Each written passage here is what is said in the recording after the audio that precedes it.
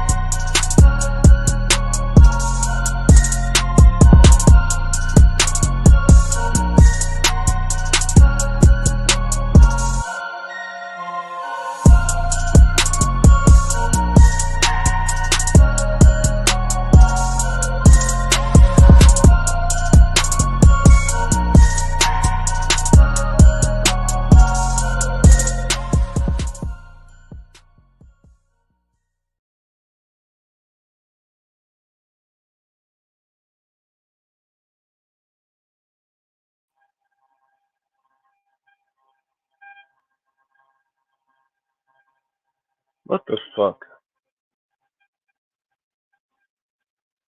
Check, check.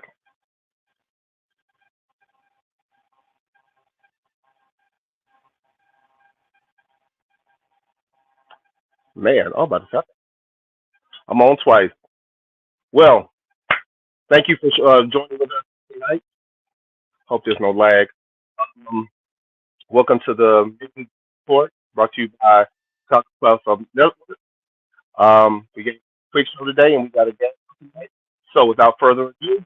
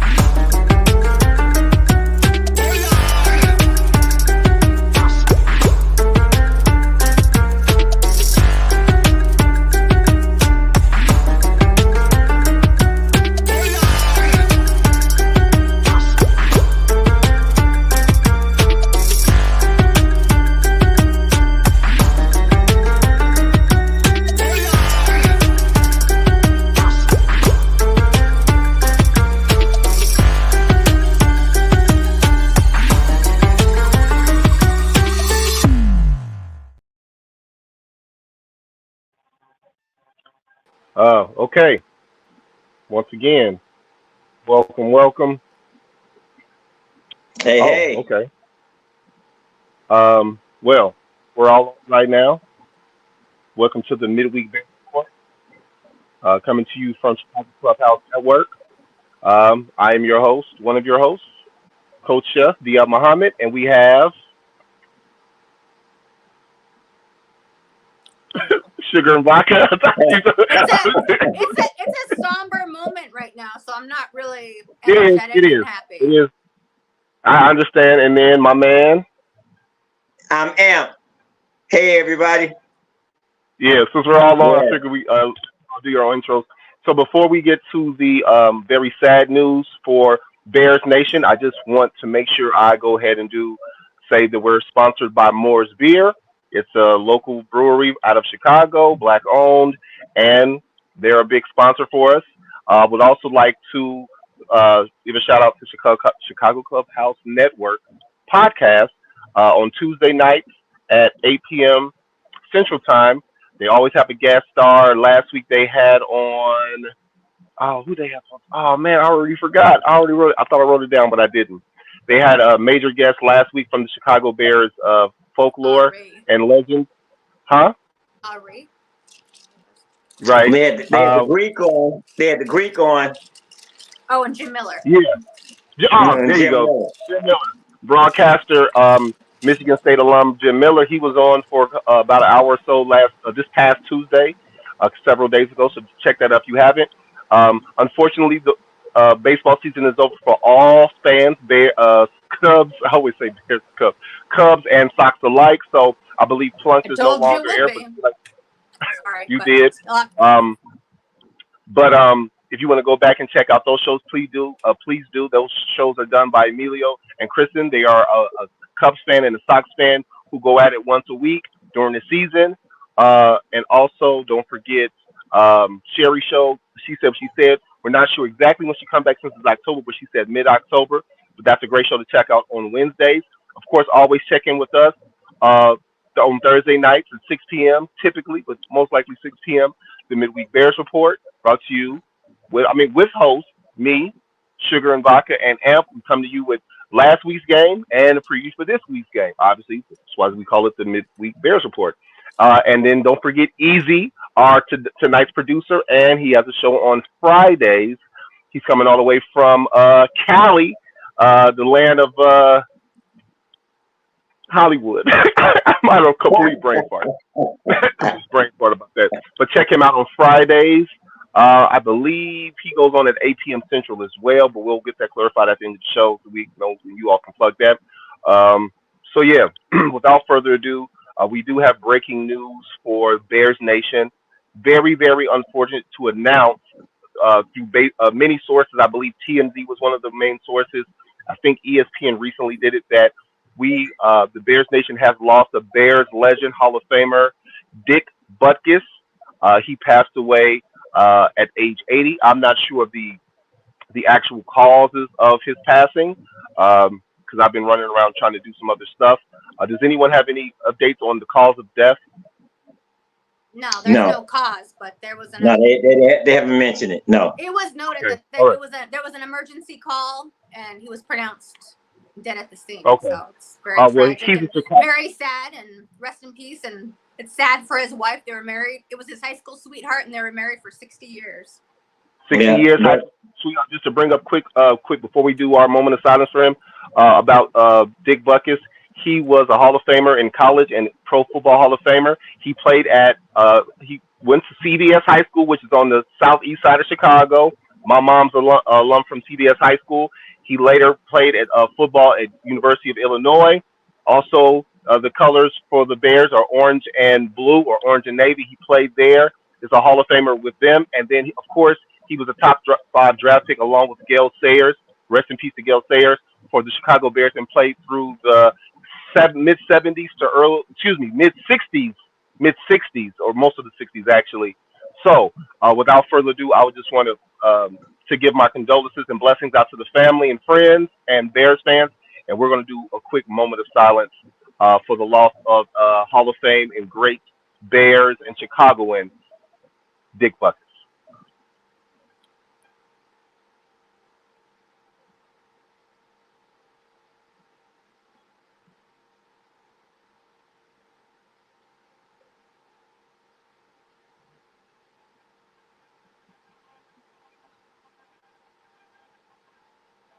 All right, guys.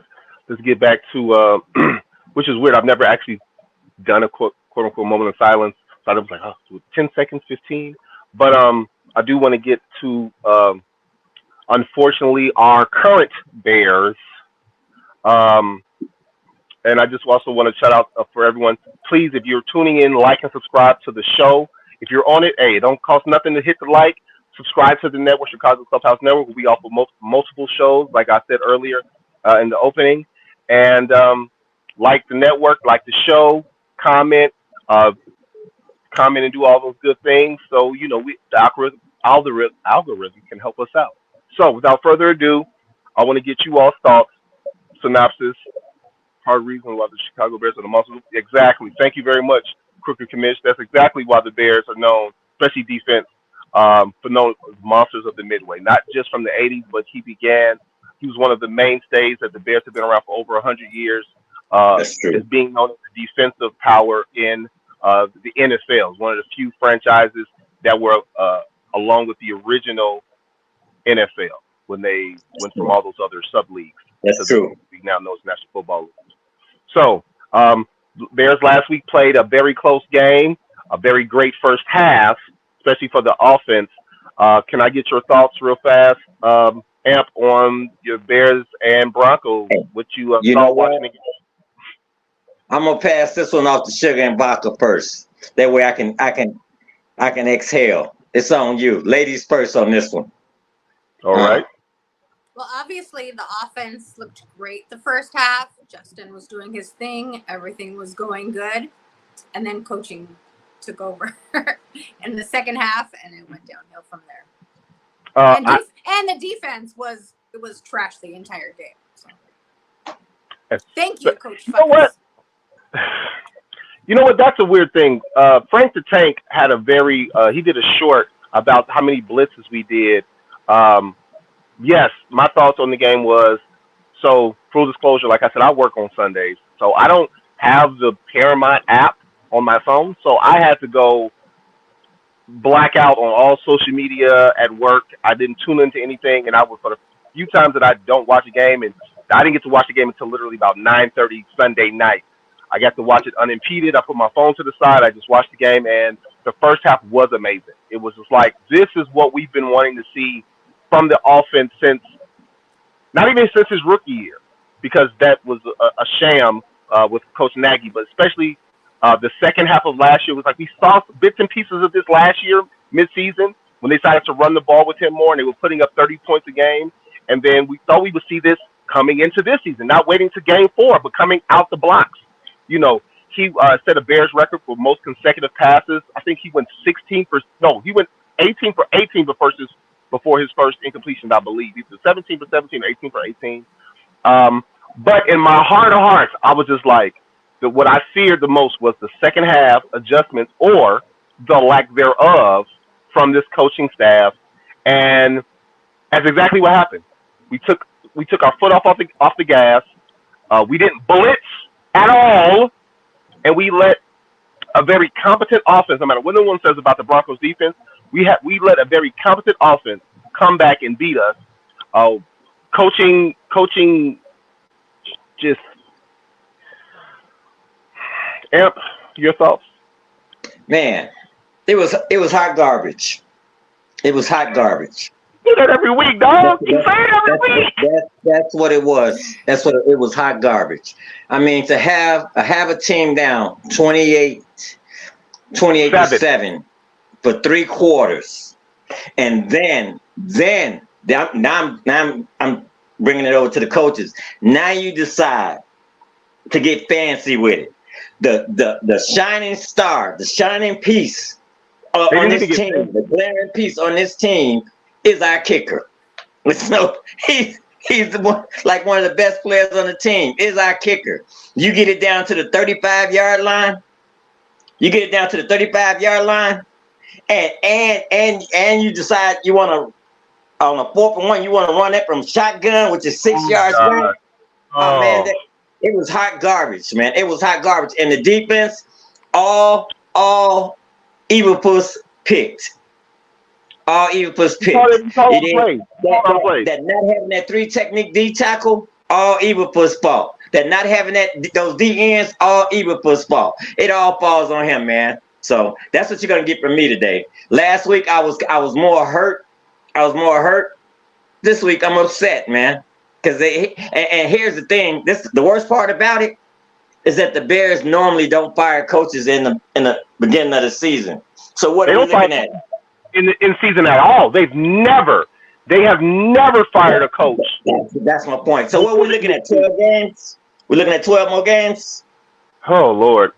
Please shock us. So my fear was the second half adjustments, or like I said, the lack thereof. I was like, when the game was 21-7 at half, I was just like, bro, please don't fuck this up. And I wasn't even worried about the players. I was like, the coaches are not going to put them in positions to win this game. And yes, it is the Jimmies and the Joes and not the X's and the O's. But if you don't have the right X's and O's for the Jimmies and the Joes, you don't have a shot either. So speaking of that 4th down, I thought to myself when they decided to go for it, I thought Eberflus doesn't trust the defense. And I agreed. But then when I saw him in shotgun, I was like, holy fucking shit. Because then remember in the first half, the first 4th down they went for, and they didn't get it, and they did that same funky-ass play with Cole Kmet. I don't blame Cole for that. That's not Cole Kmet's fault. That's the play calling's fault. The play calling. If I see that one more time, one more time, Cole Kmet, I'm going to blow a gasket, Chef. I'm with you, baby. When I saw it, I was like, bro, I promise you, Sugar Vodka. When I saw Kokomet come into motion, I was like, you better take your ass past the center. And when he stopped, I was like, they about to fuck this up. They about to fuck this up. But as a coach, or even as a person watching it, because as a coach, if I don't trust my defense, I'm like, we get a first down, we end the game. But then, why do you call a shotgun run play? Why do you even take it out of Justin's hands? Or if you're gonna go shotgun, like spread them out, put two backs. Like, why don't we see two backs at the same time with this team? I ain't talking about fucking fullback. I'm talking about why don't we put Roquan and Herbert in the same? Okay. Here you go, Chef. Here you go, Chef. And Sugar and Vodka, here you go. Check this out. What was strange, I picked up, right, like they actually ran from the T formation. I don't know if y'all with that or understand that. They actually ran from the T formation in that game. That was the time to run from the T formation. You know what I'm saying? That's the time. When it's 4th and 1. You got your fullback, you got your halfback, you got your quarterback. I mean, what? Man. You'd almost think like they wanted to lose on purpose. It was so bad. I don't want to say that. I just say that we were running the ball successfully with Herbert and Johnson. Herbert was having an outstanding, he was having a very good game for him this season. He's had better games, but he was having a very good game. Yeah. And yes, you're trusting your running back, but why not go from under center? Like, I know everything's shotgun, and I even think, because it's a double-edged sword. So if we get the first down, we end the game. But if you kick the field goal, when you kick it off, you can still pin them so they can start from the 25 and not where they started, which was from damn near the 40. Because it wasn't a missed field goal, but like you got it. Like it just was bad. Everything about it was bad. Like, I don't even frown on the 4th down call. It's not the 4th down call that bothered me. It was the initial play call, and yeah, that's what bothered me. That's what bothered me the most. And then soon as I promise you, it was 10 o'clock. Everybody else, y'all all have simmered on the game. I'm watching the game fresh on my DVR at 10 o'clock at night, 10, 11. And soon as they failed on the 4th down, I'm like, they about to give up a big-ass play. I just knew it. Because that's how football is. If you give a team momentum, which people can say momentum is not real or whatever, and you've been playing the second half the way the Bears were playing, they were bound to give up a big play. They didn't give up a big play passing the entire game. Not really. So, yeah, that's it just wasn't them going for 4th down. I could talk about the first quarter, even how they handled this. You know what else bothered me? How they handled the 2-minute warning ending the first half. Like, as a player, when I played semi-pro football, I had a head coach, my man John Irv. He's been a part of the network in the past, the Chicago Clubhouse Network. He coached high school football. He played college football at Tuskegee University of Tuskegee University. And he used to tell us this in every game. He's like, leave no doubt. Like, I hate this whole, you do this in Little League with you up 2, 3, 4 touchdowns. You know, you take your foot off the pedal and sportsmanship.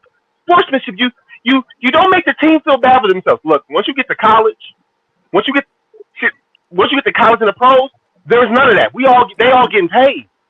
When you wanted to win a game, you leave no damn doubt. You finish them. You put your foot on their goddamn throat. You take the ideas, mental thinking of a man like Jordan, a man like Kobe Bryant, a Tom Brady. You leave no doubt and you finish them. You don't give professional teams, chances to come back and win. And yes, Justin did throw a pick at the end of the game. He did have a fumble, which I didn't like the play. I don't like the play called booting without protecting. Left the defensive end unprotected. I don't like that at all. I don't know who's calling me, but leave no doubt. You finished off. We scored 1 touchdown in the second half. Am I wrong? So, Sugar Vodka, Coach Shep, who you blaming, man? Who you blaming? Sugar Vodka, who you blaming for that? I'm blaming the fucking coaching. I'm blaming Coach Fuck Us with his bullshit defensive calls. You know what? I go back to what you said. I go back to what Sugar and Baca said. I think it was her first show. It was her first show with us. And she said consistency. Thank you very much. The Bears are consistently bad. And that starts with the head coach. Well, he's just a snake. He's the head of the snake. You know what I'm saying? Yeah, that's fucked up. Yeah, consistently bad. And it starts with the head coach. Like you said, you're not up 21 points and then you take your foot off the gas. It's saying that you hadn't won a game in 14 games. You haven't won a game in 14 games. No reason to stop being aggressive. What do you have to do? What do you have to do? How stupid can you be? I mean, seriously, Coach, how stupid can you be? Even if you lose it, because you know what? So you know what the fear in sports is? I've heard this. It doesn't happen as much as people think it does. When people say, if you keep playing the way you play when you're blowing out a team, you're bound to make mistakes because you're going for all or not. And the more, if you go big play or not, you're going to get bitten by the big play. But if it's working, why stop it? Why? Why, Coach Jeff? Because, first of all, Eberflus does not believe in that defense. His defense. And you know why he doesn't believe in it? Because he didn't get the right pieces. He didn't get the right pieces and he knew. They're worse. They're worse than last year. With new pieces. New pieces. Yeah, but what's missing? What's missing are those new pieces? So you check this out. Check this out. You take Quan Smith, you let him go, right? You let Mac go, right? And they played with heart. That's all I'm saying. They played with heart. Once you took the two key pieces away, last year they played with heart. They played like they wanted to win. What I'm looking at now, I'm looking at a locker room that's giving up. Because they don't believe in that, and they don't believe in that hits, and they don't believe in their head coach, especially after this game. If it was week 10, and with all due respect, if it was week 10, 11, 12, closing into the year, you've got too much time as a player. Like there's too much season left to give up as a player. But we got to move on. Not with him coaching. Not with they're playing. Nope. Even when you don't believe in your coach, trust me. When you don't believe in your coach staff, you still playing for personal pride. You still playing for next year's contract. If you're a guy on a 1-year contract, we've got a lot of guys on 1-year contracts. I'm playing for the man next to me. Right, I'm playing for the man next to me. Yeah, but I don't believe. You're not giving up a week 4, man. You're not giving. There's no way you gave up a week 4 as a professional athlete. I'm glad you're back. Wait, hold on. Because we got on the show a little later after 6, so we're kind of behind. I just want to move the segments on so we can stay on task. We'll get to all of that. Plus, we got a joint for the other part of the show. So I just want to get you all quick grades on offense, defense, and coaching. Like I know as a coach, but just give it to me anyway. We do this every week, so I just want to continue doing it. Sugar and Buck, are you good to go? Amp, okay, we'll just Amp. What's your grade? Sugar and Buck. Yes. Okay, good now? Yes! Somebody fucking called me and it shut everything off. I don't know what happened. Really? Okay. Since you're back with us, give me your grades for offense, defense, and special teams. If you want to break it down for the whole game, per half, whatever, however you want to do it. Give me your grades. Offense, I'll say a B-. Defense, though it wasn't their fault, so I don't blame them fully. D-. Coaching, fucking a Z. I'm writing that down. I'm writing it down. I'm writing down Z. Amp, what you got? Offense C. Defense D. Coaching F. A C for the offense? It's just the best they've been all year. All right, so I'm going to kind of align myself with Sugar and Vodka. I'm going to give them a B, only because the first half was an A. It was an A. It was an A+. The quarterback had one incompletion that was on a deep Hail Mary trying to get some extra points. But I give it A- because I don't like how they ran the 2-minute drill in the second half. Like, go down there and get some points. But for the game, I'm going to give them. If I gave them an A-, and I gave them probably a C+ for the second half, I'm going to give them a B, a round B. for the offense first half and second half. The defense, I'm actually going to give them a C. I'm going to give them a C because I don't think that the defense in itself played horrible in the first half. And I think the fact that the coaching didn't allow them to play the same way in the second half, it made them look worse. Like don't stop what you were doing because you have a lead. Play, be aggressive. You didn't blitz in the second half, really. You didn't send extra people. You were sending extra people. You got a sack. Although for the whole fucking season, we've got 2 sacks in 4 games. We got 1 whole sack and then 2 people who have a half a damn sack. So I give them a C. And then coaching, coaching in the first half, I gave a B to because what the hell took so long? And then in the second half, I gave them an F. So I got to give them a D minus. A D minus for the whole game. It's because the fourth down calls in the first half. The fourth down calls at the end of the game. It's like, this is ridiculous. So we got the grades. I want to go ahead and segment since it's 34 after the hour. I just want to go ahead and introduce the game tonight. We got Bears and Washington Commanders. That is oh crap, I thought I wrote it down. I always put slash. That's a home game for the Bears or away? It's a away game. Yeah, they're in okay. Washington. So they're at Washington. So they're East Coast.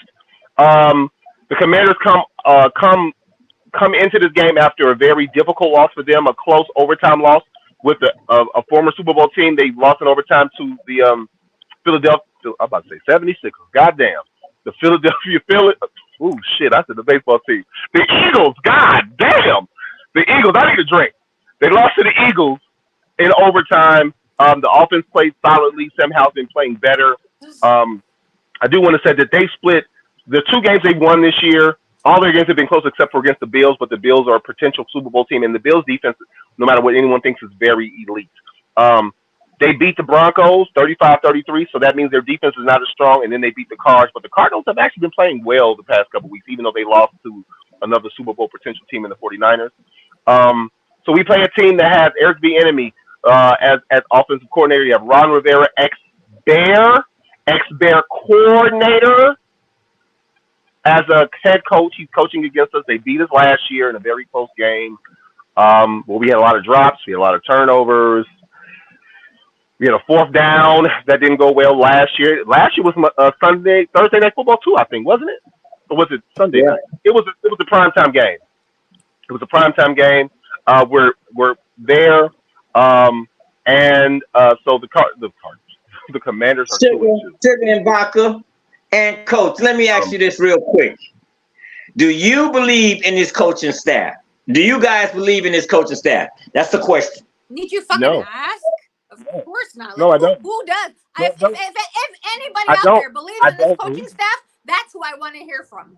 You know why I asked that question? Believes in this coaching staff, that's who I don't believe in them. But if you're gonna segment that back to the players, I'm telling you, when you are a player, a professional player, the coaching staff doesn't fucking matter, bro. I'm telling you. It does. It does. Whether you believe in your coach or not, it does, bro. It does. If you don't believe in them, the entire state of Illinois don't believe in them. Check it out. What makes you think that the team is going to believe in them? After that debacle, after that, what happened? After that implosion, what do you think? Those guys are not 15 years old. They're not 15, 16. They are. They're not kids. They're not children. You're a professional athlete. So even if you don't believe in the coaching staff, you gotta run your plays. You gotta do them to the best of your ability. You still gotta put up points. You still gotta stop people. Hey, Coach, so even if you don't play them, you gotta ball. Well, you have to ball. Coach, it sounds like to me, this is what it fucking sounds like. It sounds like you are directly talking to your boy Claypool. Is that what you're doing? Because that's what it sounds like. Don't do that. No, I'm talking to the player. I agree. He's not playing tonight. Amp, you're trying to say that if you don't, he doesn't believe in the coaches, and he talked against them, and now he's off the team for good. We're not 100% sure for good yet. Anyway. Come on, tonight. The writing's but what I'm saying is, Claypool is irrelevant. What I'm saying as players, go ahead. Coaching staff, if you're a professional athlete, if you're an adult, if you're an adult grown man, you still got to perform. You still got to feed your family. You still are playing. Mm-hmm. You can't even keep up on this season because it's only been 4 games. Mm-hmm. Okay, so can I ask you now? You've been in the team. You've been on the team, so you still got a ball. So you can't go to the game. I don't believe in the coaches, so I'm not going to play good. Like Let me know what that sounds like something a child would do. Claypool.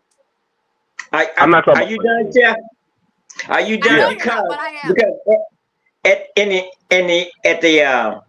when it's all said and done, those little boys that you coach in Park District that grew up to be coached in high school, that grew up to be coached in college, that then grew up and became pros. Check it out. Those are the same guys. They with the same emotions and the same feelings.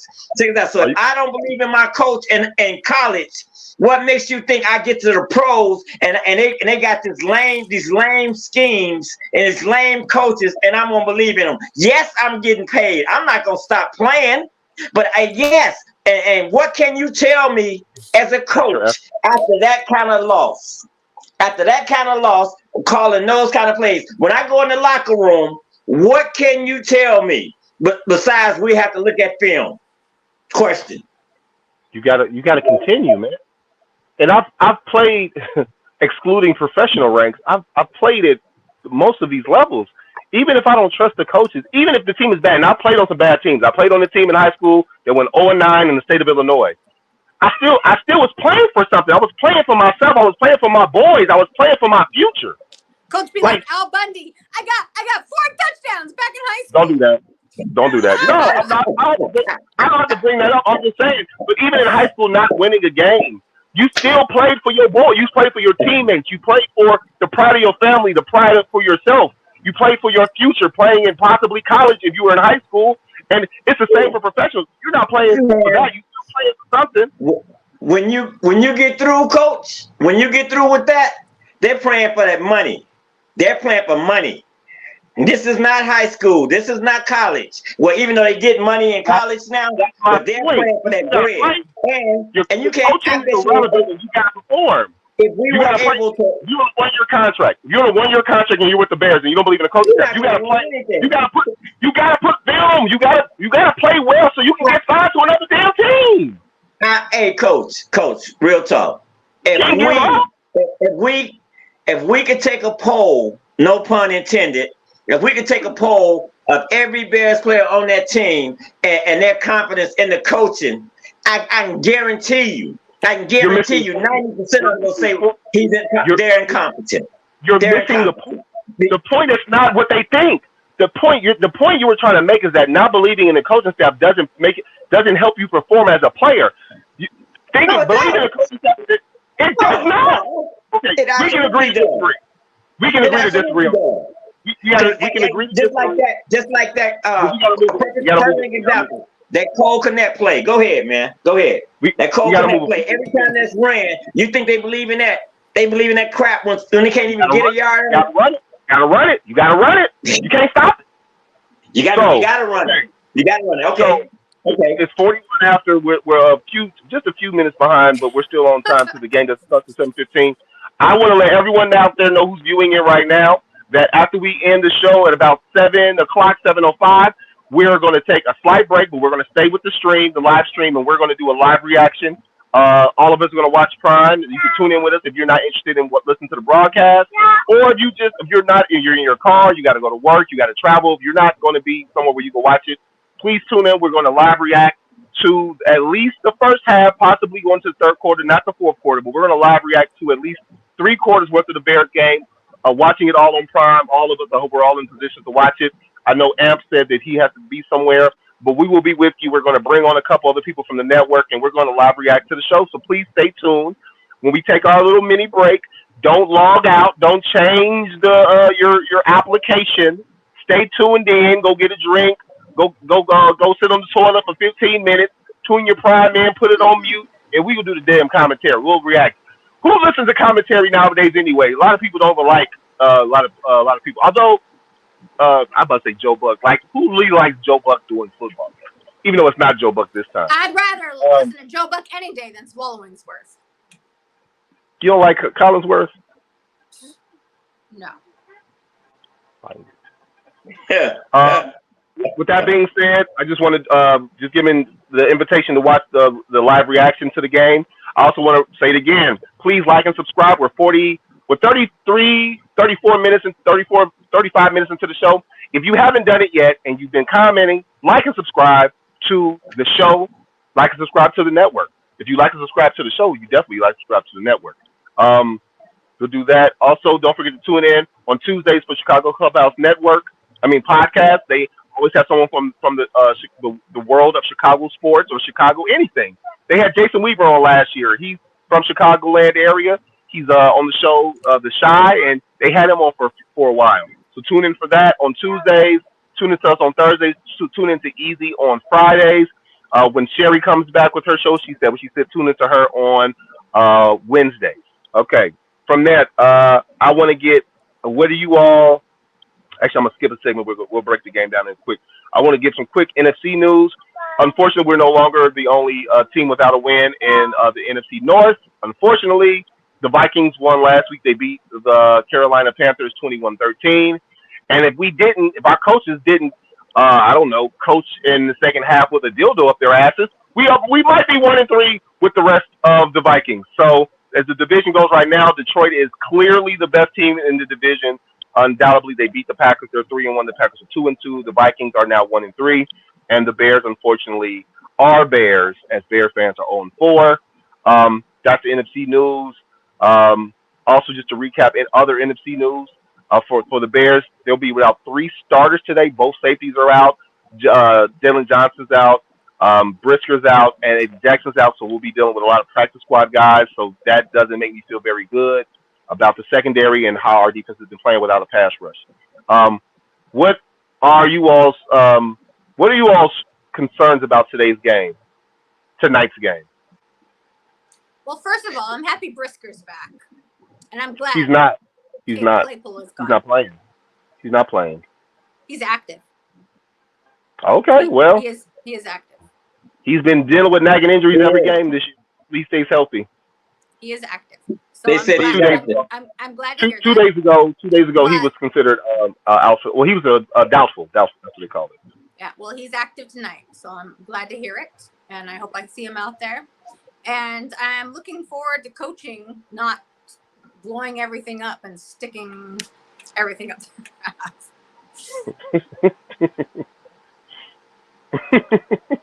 That's all you got? Yeah. Okay.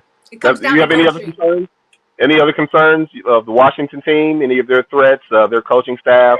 Like, we say we don't fear other people, but there has to be concern, not just for us not doing their jobs as Bears, players, and coaches, but the other team are paid professionals as well. They come to play. They come to coach. There's players that are harder to stop than other plays. Last week, we could talk about Russell Wilson not having a great year last year, but he was on track until last year of being a Hall of Fame quarterback. So he did exactly what he was supposed to do last week. He played exactly like a guy who may possibly be an NFL Hall of Famer. That was the concern last week from him, is him playing up to his potential. And the Broncos did not play. Their offense has been playing above where they played last year with the defense that we were hoping would be horrible, and they were the first half. And in the second half, the Bears stopped doing everything. What are your concerns or breakdowns for the game? You know what? My concern is that my team is that team. And let me go a little further into that. My team, the Bears, are that team that gets other teams on track. That's my concern. They are who we thought they were. That's my concern. My team, the Bears, is the team that gets other teams on track. Just like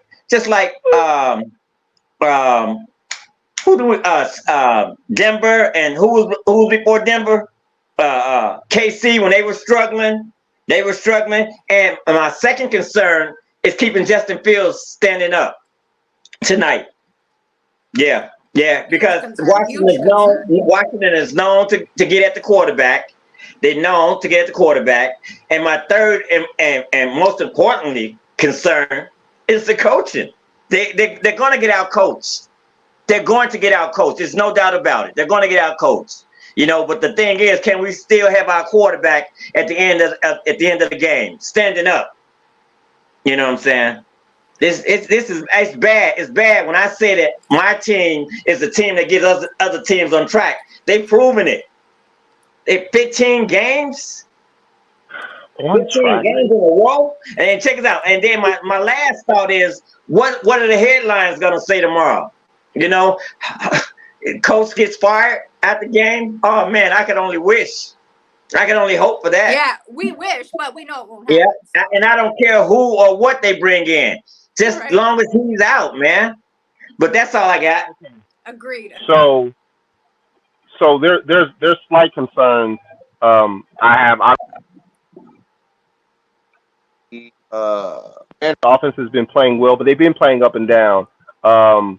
I will say that they've got some serious threats. They have a top, I believe he's a top 15 receiver, and McLaurin, he's been playing well. But I will say that their offense as a whole, they're only averaging about 10 yards a catch, which is pretty low in the NFL. So we can keep them, if we can keep them suffocated some form, you know, not allowing big plays. I think our problem with the Bears without playing well the entire season is that we allow too many big plays. We allow too many 12, 15-yard, not the huge chunks, not your 5-yard play on fourth down, third down, but your 20-yard play, your 35-yard play, your 15-yard play on 3rd and 14. We can't allow big chunk plays. Sam Howell has thrown more interceptions than touchdowns, so maybe we can get our 3rd interception this week because we only have 2. We actually only have 2 turnovers the whole season because we don't have any fumble recoveries in 4 games. The only fumble recoveries I found were by 2 offensive players because obviously Justin Fields has fumbled. But other than that, I hope that since you're afraid of teams getting back on track, Jerry Jeudy didn't have a great game last week, and I was like, man, if Jerry Jeudy gets it in on his offense, I thought he was gonna have a 100-yard game. But I'm like, maybe we can keep him under. If we can keep their star players, their main guys, Robinson Jr., their running back, he's only averaging 65 yards a game. If we can keep Terry McLaurin from having a big game, because he's only averaging about 10 yards a catch. He's the only one that worries me. FYI. Dotson, man, the Penn State kid, Dotson, that kid is fast. So you don't think that how can I put this nicely? You don't think Ron Rivera is smart enough to go after our secondary when we start 3rd stringers? You don't think he's smart enough to go after, even though they are averaging 10? I'm telling you, this is the team that gets teams back on track. This is the team. I didn't say any of that. So what's going to happen? What we're about to see, Chef, and check it out. I'm no psychic, but what we're about to see is going to be a lot of passing downfield against the Bears, and it's going to be a lot of completions, especially if they go into that cover 2. Oh, it's a wrap, baby. This score may be 35-7. You know what I'm saying? By the time they get through with it, that's just my opinion, though, man. In week 2 versus Denver, they put up 35 points and then last week versus Philly's considered a very solid defense. They played outstanding versus Philly. They put up 31. So obviously, yes, they can score. I didn't say at all that Ron Rivera is not going to attack our secondary. Obviously, Bieniemy, of course, he's the offensive coordinator. Guy played college football as a running back. He's been offensive coordinator or offensive side of the ball his entire career. I think he's a damn good coordinator, a guy that we could have went after. Seriously went after this past. We could have went after him, but we decided not to. So, all I'm saying is that for an offense that is still ranked 20th in pass, Washington's 20th out of 32 teams passing the ball, and 17th running, yes, they could have a breakout game that opens them up. I don't know. We said that about the Chiefs, and the Chiefs barely beat the damn Jets, although the Jets have a better defense. Patrick Mahomes threw 2 touchdowns. So we can't be the super gateway opening to people like the gateway to the West being in St. Louis.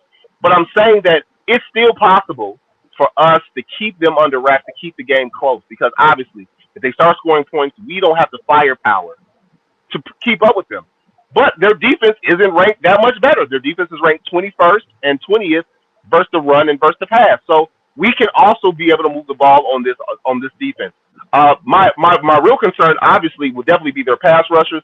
Their key pass rushers, Sweat, Chase Young, former Ohio State guy, and Jonathan Allen have a combined 5.5 sacks.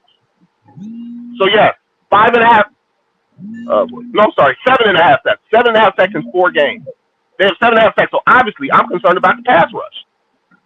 So let's keep it moving. It is 6:53. I want to get you all's predictions on tonight's game. Scoring prediction. Sugar and Vodka, you ready? Amp, whoever wants to go first. It's a hard one. It's really hard. but I'm good. Oh, yeah, it's really hard. I'm going to say the score. Did you say something, Coach? I'm going to say the score is going to be 24-17, but I'm not sure who will be on top. It can go literally either way. 24-17? Yes. Okay. Your prediction, your score prediction for tonight's game. Can you hear me? I can't hear you. I can't hear Sugar you. Vodka, can you hear me? Yeah, I can hear you. And I can hear Amp. I don't know what's I can hear him too. Can you hear me now? Okay, yeah, he might have to log back out and log back in. So you got 27-24. You don't have a team winning yet, unfortunately. So I'm going to say both teams are coming off a high-scoring game, and they both lost. One lost in overtime, one lost with an interception to end the game, but both games are close. I'm going to the over/under is 44.5. I'm going to say it's going to be a high-scoring game. I do believe that the Commanders played a tougher game, a tougher team with a better defense. I think the Phillies considered one of the tougher, rougher teams. You know, one of those games where you play a team that's really physical and you know Yes. you're still sore coming out of a short week. So I think that we have a shot to catch them while they're not, you know, at full throttle. And they went into overtime, and I think they were the late game. I think they played at 4. I don't know if it was a noon game. It might have been a noon game. So I'm going to go. Told you it's a hard 28-25. Who do I have winning? Oh shit. I don't know either. Told you it's a hard one. You can just say the score and leave it at that because literally, it can literally go. You know what? Since we're going live stream, we'll fix those predictions as we go on. Well, until Amp goes by, what other your concerns? I just railed off a bunch of stats from a bunch of players from their team. So what do you think about the? We have issues giving up stats. Concerns, which I got cut off when that call came through earlier. I was saying our defense broke an NFL record, and they've allowed 25 points in the past 14 games. 24. I'm sorry, yes. 24 points in the past 14 games, and set an NFL record. And that's what concerns me tonight is that Coach with the defensive coordinator is gonna, as a coach. Yeah. Yeah.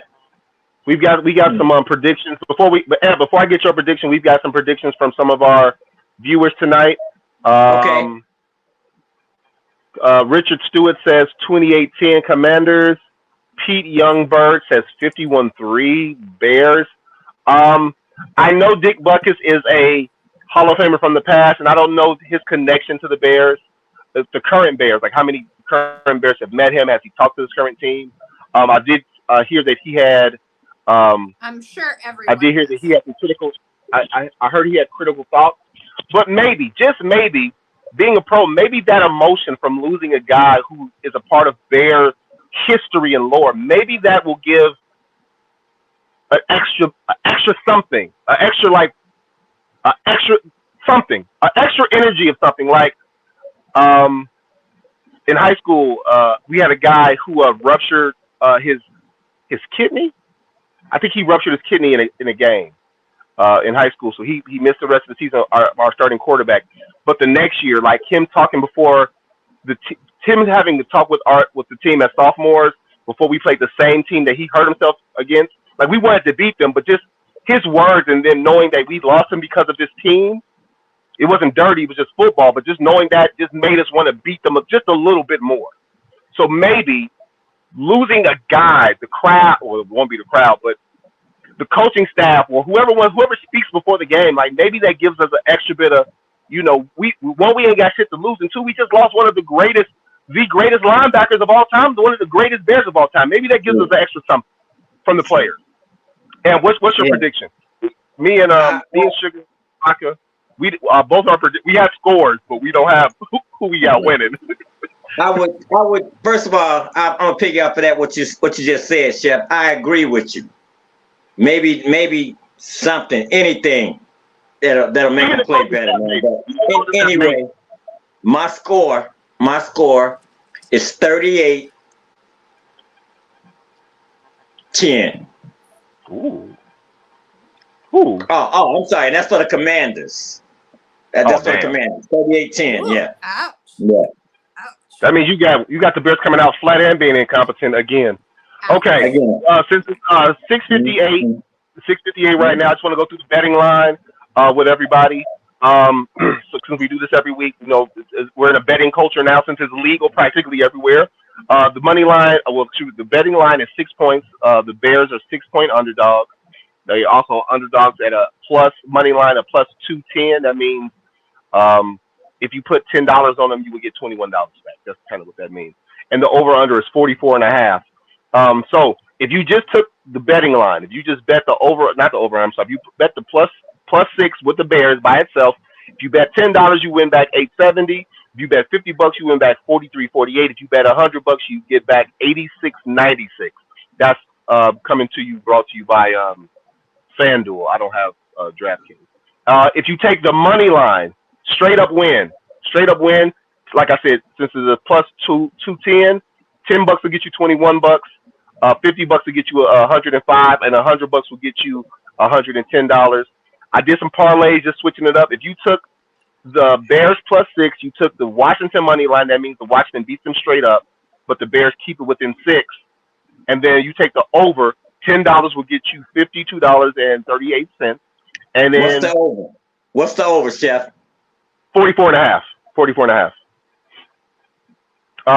And then if you take the Bears again, I took the Bears being an underdog, so that means they either have to win outright or they have to keep it under 6, lose by 5 or less.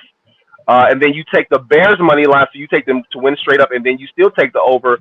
$50. I just picked a random number, so $50 will get you 209. So those are my parlays, just picks. So the 2 parlays I picked to announce will be taking the Bears plus 6, taking the Washington money line, and taking the over at 44.5. $10 will get you $52, which means that the more you bet, the more you win, obviously. And then if you the other parlay I presented was taking the Bears plus 6 points, being the underdog, taking the Bears money line, so if they win straight up, and then taking the over still again, because I think it's going to be the over of 44.5. $50 will get you just under $210. What do you have? What would you do? What'd you do, Aaron? Hey, man, I wouldn't touch this game with Eberflus' hands, man. I wouldn't touch this game with his hands, with the coach's hands, man. Please stay away. This is one you just stay away from. You need to save your bread. If you're on your app, they always have random parlays like anytime touchdowns. Yeah. You know who? When I saw you all post on our group chat about Dick Butkus passing away. Once again, Dick Butkus announced to pass away today at the age of 80. Hall of Fame college football player, Hall of Fame pro football player. His number's retired with the Bears. No one can ever wear it in Bears history ever again. I don't know, since it's such late notice of him passing, I don't know if they'll have patches. Maybe they'll have it next week since it's such late notice. But I will say that one guy who came to mind was the rookie Tyler Scott. And he said that his dad, when the Bears drafted him, his dad raised him watching clips of old school football. So that means he knows about Bears. He's from Cincinnati. Oh, he's from Ohio. I don't know where from, but he went to Cincinnati. He watched highlights of Hall of Famers. So he said he knew about Bears history. He knew about Dick Butkus. He knew about Gale Sayers and Walter Payton. Maybe if I could put a random side bet, I would bet an anytime touchdown by Tyler Scott, because him having knowledge from his childhood about that guy, that means that he resonates with knowing what the loss means to the Bears family. So maybe he gets a punt return, a kickoff return, an end around. Maybe he gets one touch and he scores a touchdown on the pass. I don't know, but something about that guy and him understanding our Bears history, being a kid from Ohio because of his dad, making him watch old film. Maybe he gets a touchdown. So just a shout out for those who do those random parlays, anytime touchdowns. Looking to putting a little bit of money on Tyler Scott since he only has a limited amount of touches this year. It is officially 7:03, so we're actually ahead now. So once again, I want to announce that we are going to stay on. We'll take a mini break, but we're going to stay on. We're not going to log off. We'll probably just mute ourselves, but we're going to stay on, and we're going to stay on to watch the Bears Commanders game for a live reaction. My TV's to my left. Everyone else, I'd actually like to read the McCaskey's as press release regarding Butkus. Oh yeah, go ahead. Yes, please. Yes. Oh, I'm gonna mute myself for this one. Dick was the ultimate Bear and one of the greatest players in NFL history. He was Chicago's son. He exuded what our great city is about, and not coincidentally, what George Hollis looked for a player. Toughness, smarts, instincts, passion, and leadership. He refused to accept anything less than the best from himself or from his teammates. When we dedicated the George Hollis Hall statue at our team headquarters, we asked Dick to speak at the ceremony because we knew he spoke for Papa Bear. Dick had a gruff manner, and maybe that kept some people from approaching him. But he actually had a soft touch. His legacy of philanthropy included a mission of ridding performance-enhancing drugs from sports and promoting,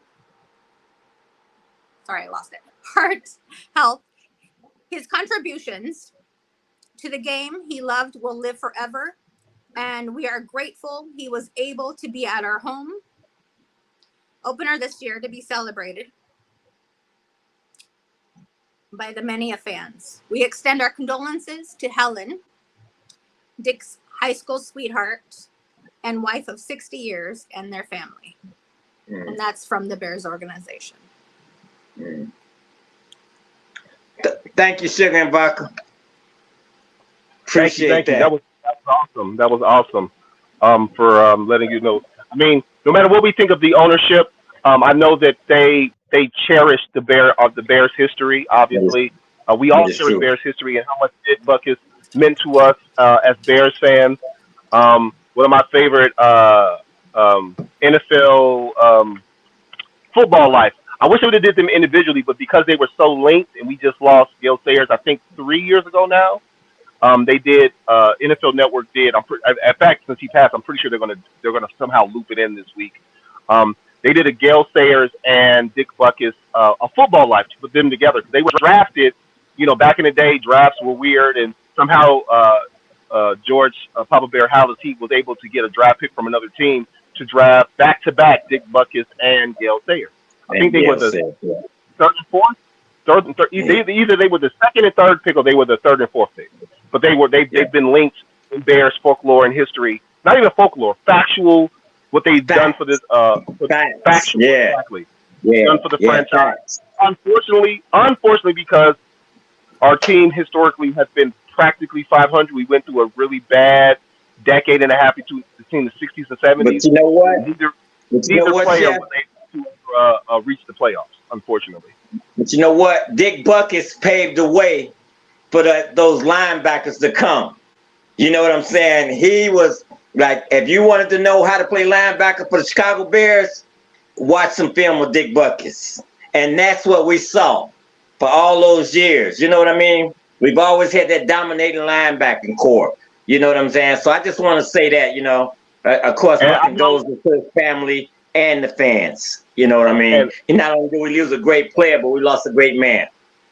Of course. What he's meant to the Chicagoland area, what he's meant to the state of Illinois, because he stayed here his entire life. He went to CBS. That's a Southside high school. He went to the University of Illinois. That's not the state school, but it's the state university in the state. It's one of the most well-known. It's Big Ten country. It's Illinois football. I mean, I'm an Illinois fan. He has a statue outside of Memorial Stadium in Champaign, and being a Bear for his entire career and retiring, and just the videos of him with the mud and going after and taking people's heads off when it was somewhat legal. I don't care what any coaching staff the Bears have ever had. If you've been here longer than the season, so I'll put this on Eberflus. If you never brought in Dick Butkus to talk to these players, that is a fucking shame, and shame on you. I don't care if it gets stale or old. These players, whether they've never seen Dick Butkus play, the fact that they have someone who is a part of the Bears' history come in and want to speak to, whether it's positive or negative, it means something because although we're professionals, the legacy for these teams, especially the Bears, a hallmark franchise means to this city. So this is what we're going to do. It's officially 7:08. I got to go get my beers and alcohol. Actually, sorry. This is no problem. This is also the statement from the Butkus family themselves. The Butkus family confirms that football and entertainment legend Dick Butkus died peacefully in his sleep, which is nice, overnight at his home in Malibu, California.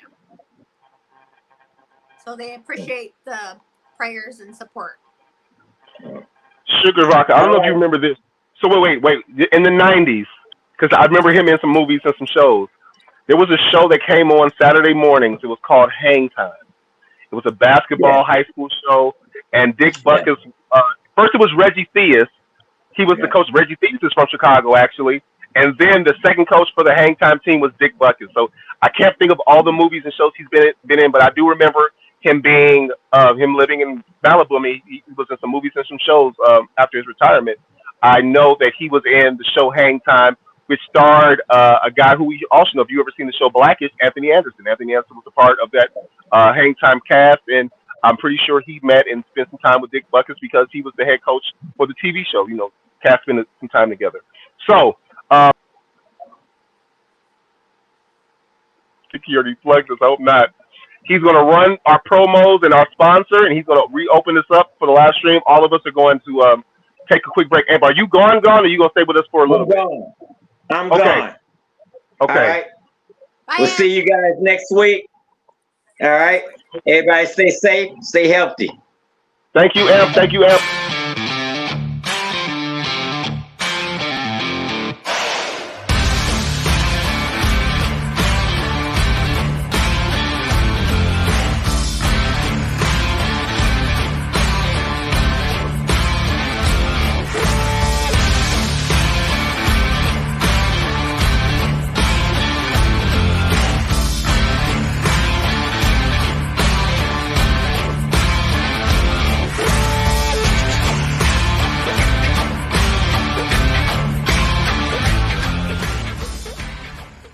Listen, shout out to my man Terrence from Chicago's Clubhouse podcast, from the Moore's Brewing Company here in Chicago, Illinois.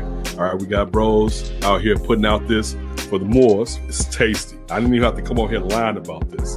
All right, this tastes like what I like when I drink a beer. I don't drink a beer often because I'm too big and I need to stay off of carbonated drinks. But this is the carbonated drink you need to open up and crack and take a sip.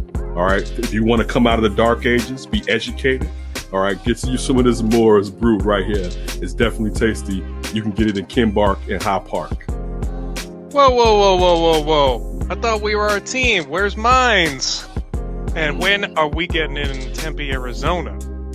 I guess we're going to have to find out, man. But everybody out there, for here in Chicago, go to Kimbark and pick you up some Moore's.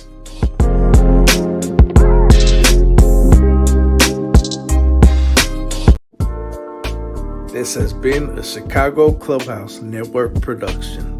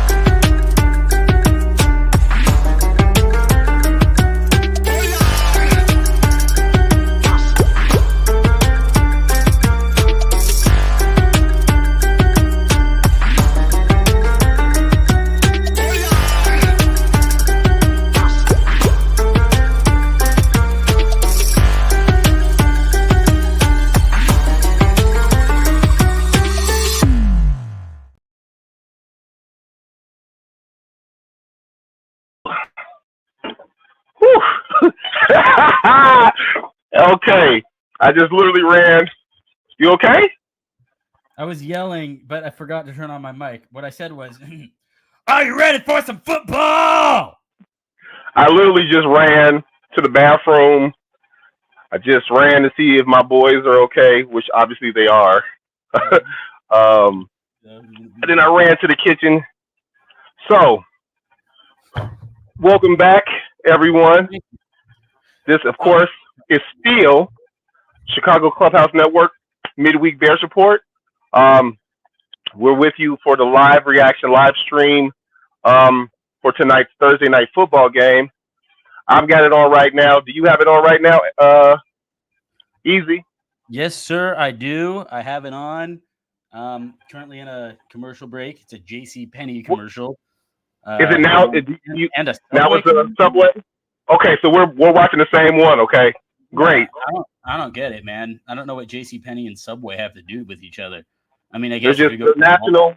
They're national commercials. They're just national commercials. Yeah, but they're happening at the same time. Oh, maybe I just looked wrong. I don't know. Anyway, yeah, football, very exciting. The NFL crest just showed itself. One more time. NFL crest just showed itself. I'm watching the promo now. I mean, the opening up. I see this. I see a little silhouette of a man. Now we got some art. That's pretty nice. Good graphic design. Okay. So for everyone tuned in, I had some ideas. Easy, do you drink, my good sir? Are you a drinker? Infrequently. Infrequently, okay. Right. Well, I'm a consistent drinker. I respect consistently, I drink. I don't drink liquor every day anymore, but I definitely well, I didn't drink. Did I drink yesterday? No, I didn't. I was really busy yesterday. Actually, and I ran out of beer, so I had to grab some beer before the show. So I have some ideas. Is Sugar Vodka still with us? Oh yeah, I don't know where she went, but I could let's introduce Crooked Commish. We got a great new addition to the Chicago Clubhouse Network. He might be crooked, but he's the best kind of crooked you'll ever get, and that is Crooked Commish. Commish, you are you? What's your record now in fantasy? I'm still perfect. Still, you're still no. Yes. Yep, still crooked. Still crooked. That's what. Whoa! Nothing. No. Allegedly. Why? But no, I still haven't lost that out. So. I hear you. But you're perfect too. I saw. Yeah, and the funny thing about that is I haven't done anything to my lineup. I just kind of let the guys roll. You know, roll with what I got. As big as our league is, there's really not too much you can do after drafting. Exactly. You know, it's pretty slim. So the truth is, I hit the jackpot when I got CJ Stroud. That's really what happened. Why do the Commanders look like the Steelers tonight? I'm gonna add Sugar and Bod for when. You think they like the Steelers? They look like the Steelers, like uniform wise. I mean, kind of. The black, yeah, sure, the black. Yeah, I guess. The yellow. If I was drunk, how you doing, sir? Good. How you doing? I think this is our first time together. I believe. Is that true? That is a fact. Yes, sir. If I was drunk, I would think it was the Steelers. Maybe. Well, hopefully we're drunk by the end of the night here with all the good scoring going on. So yeah, take a shot for every I'd be happy to be drunk once my lady comes back. That way my sons don't just climb on my face. So I have some ideas for us to be entertained, to entertain the live stream with everybody. So we can come back on waiting for Sugar and Vodka. So this was my idea. Excuse my storage area down here with boxes. I figured I'd watch the game better down here. So the Bears struggle doing certain things. One, scoring touchdowns, although Justin Fields does have 7 touchdowns this year. 4 were against the Broncos. Who gives a damn? He has 7. He's on pace for 31 touchdowns this season. Oh, Bayless also returning kickoffs. Outstanding. All right, Velvet. I think that when they score a touchdown, we should take a shot of whatever liquor you have. All right. I think whenever they get a 3 and out, the Bears defense, that is, a 3 and out. Right. Open up whenever they get 3 and out. The Bears offense is going to open up. Justin Fields is out here. I think that we should take a drink just not a shot, but just a drink whenever they get a third and out, because we don't get 3 and outs very often as a Bears defense this season. What about turnovers? Of course, we'll take a shot for a turnover. I'm with that. I'm free to all ideas for drinking. I also want to say we should chug for 5 seconds if they get off the field on third and medium or long, which means anything over third and 6. If the defense gets off the field, we also take a 5-second chug of anything. I think every time the Bears do a false start or like an illegal motion. One deep, first play.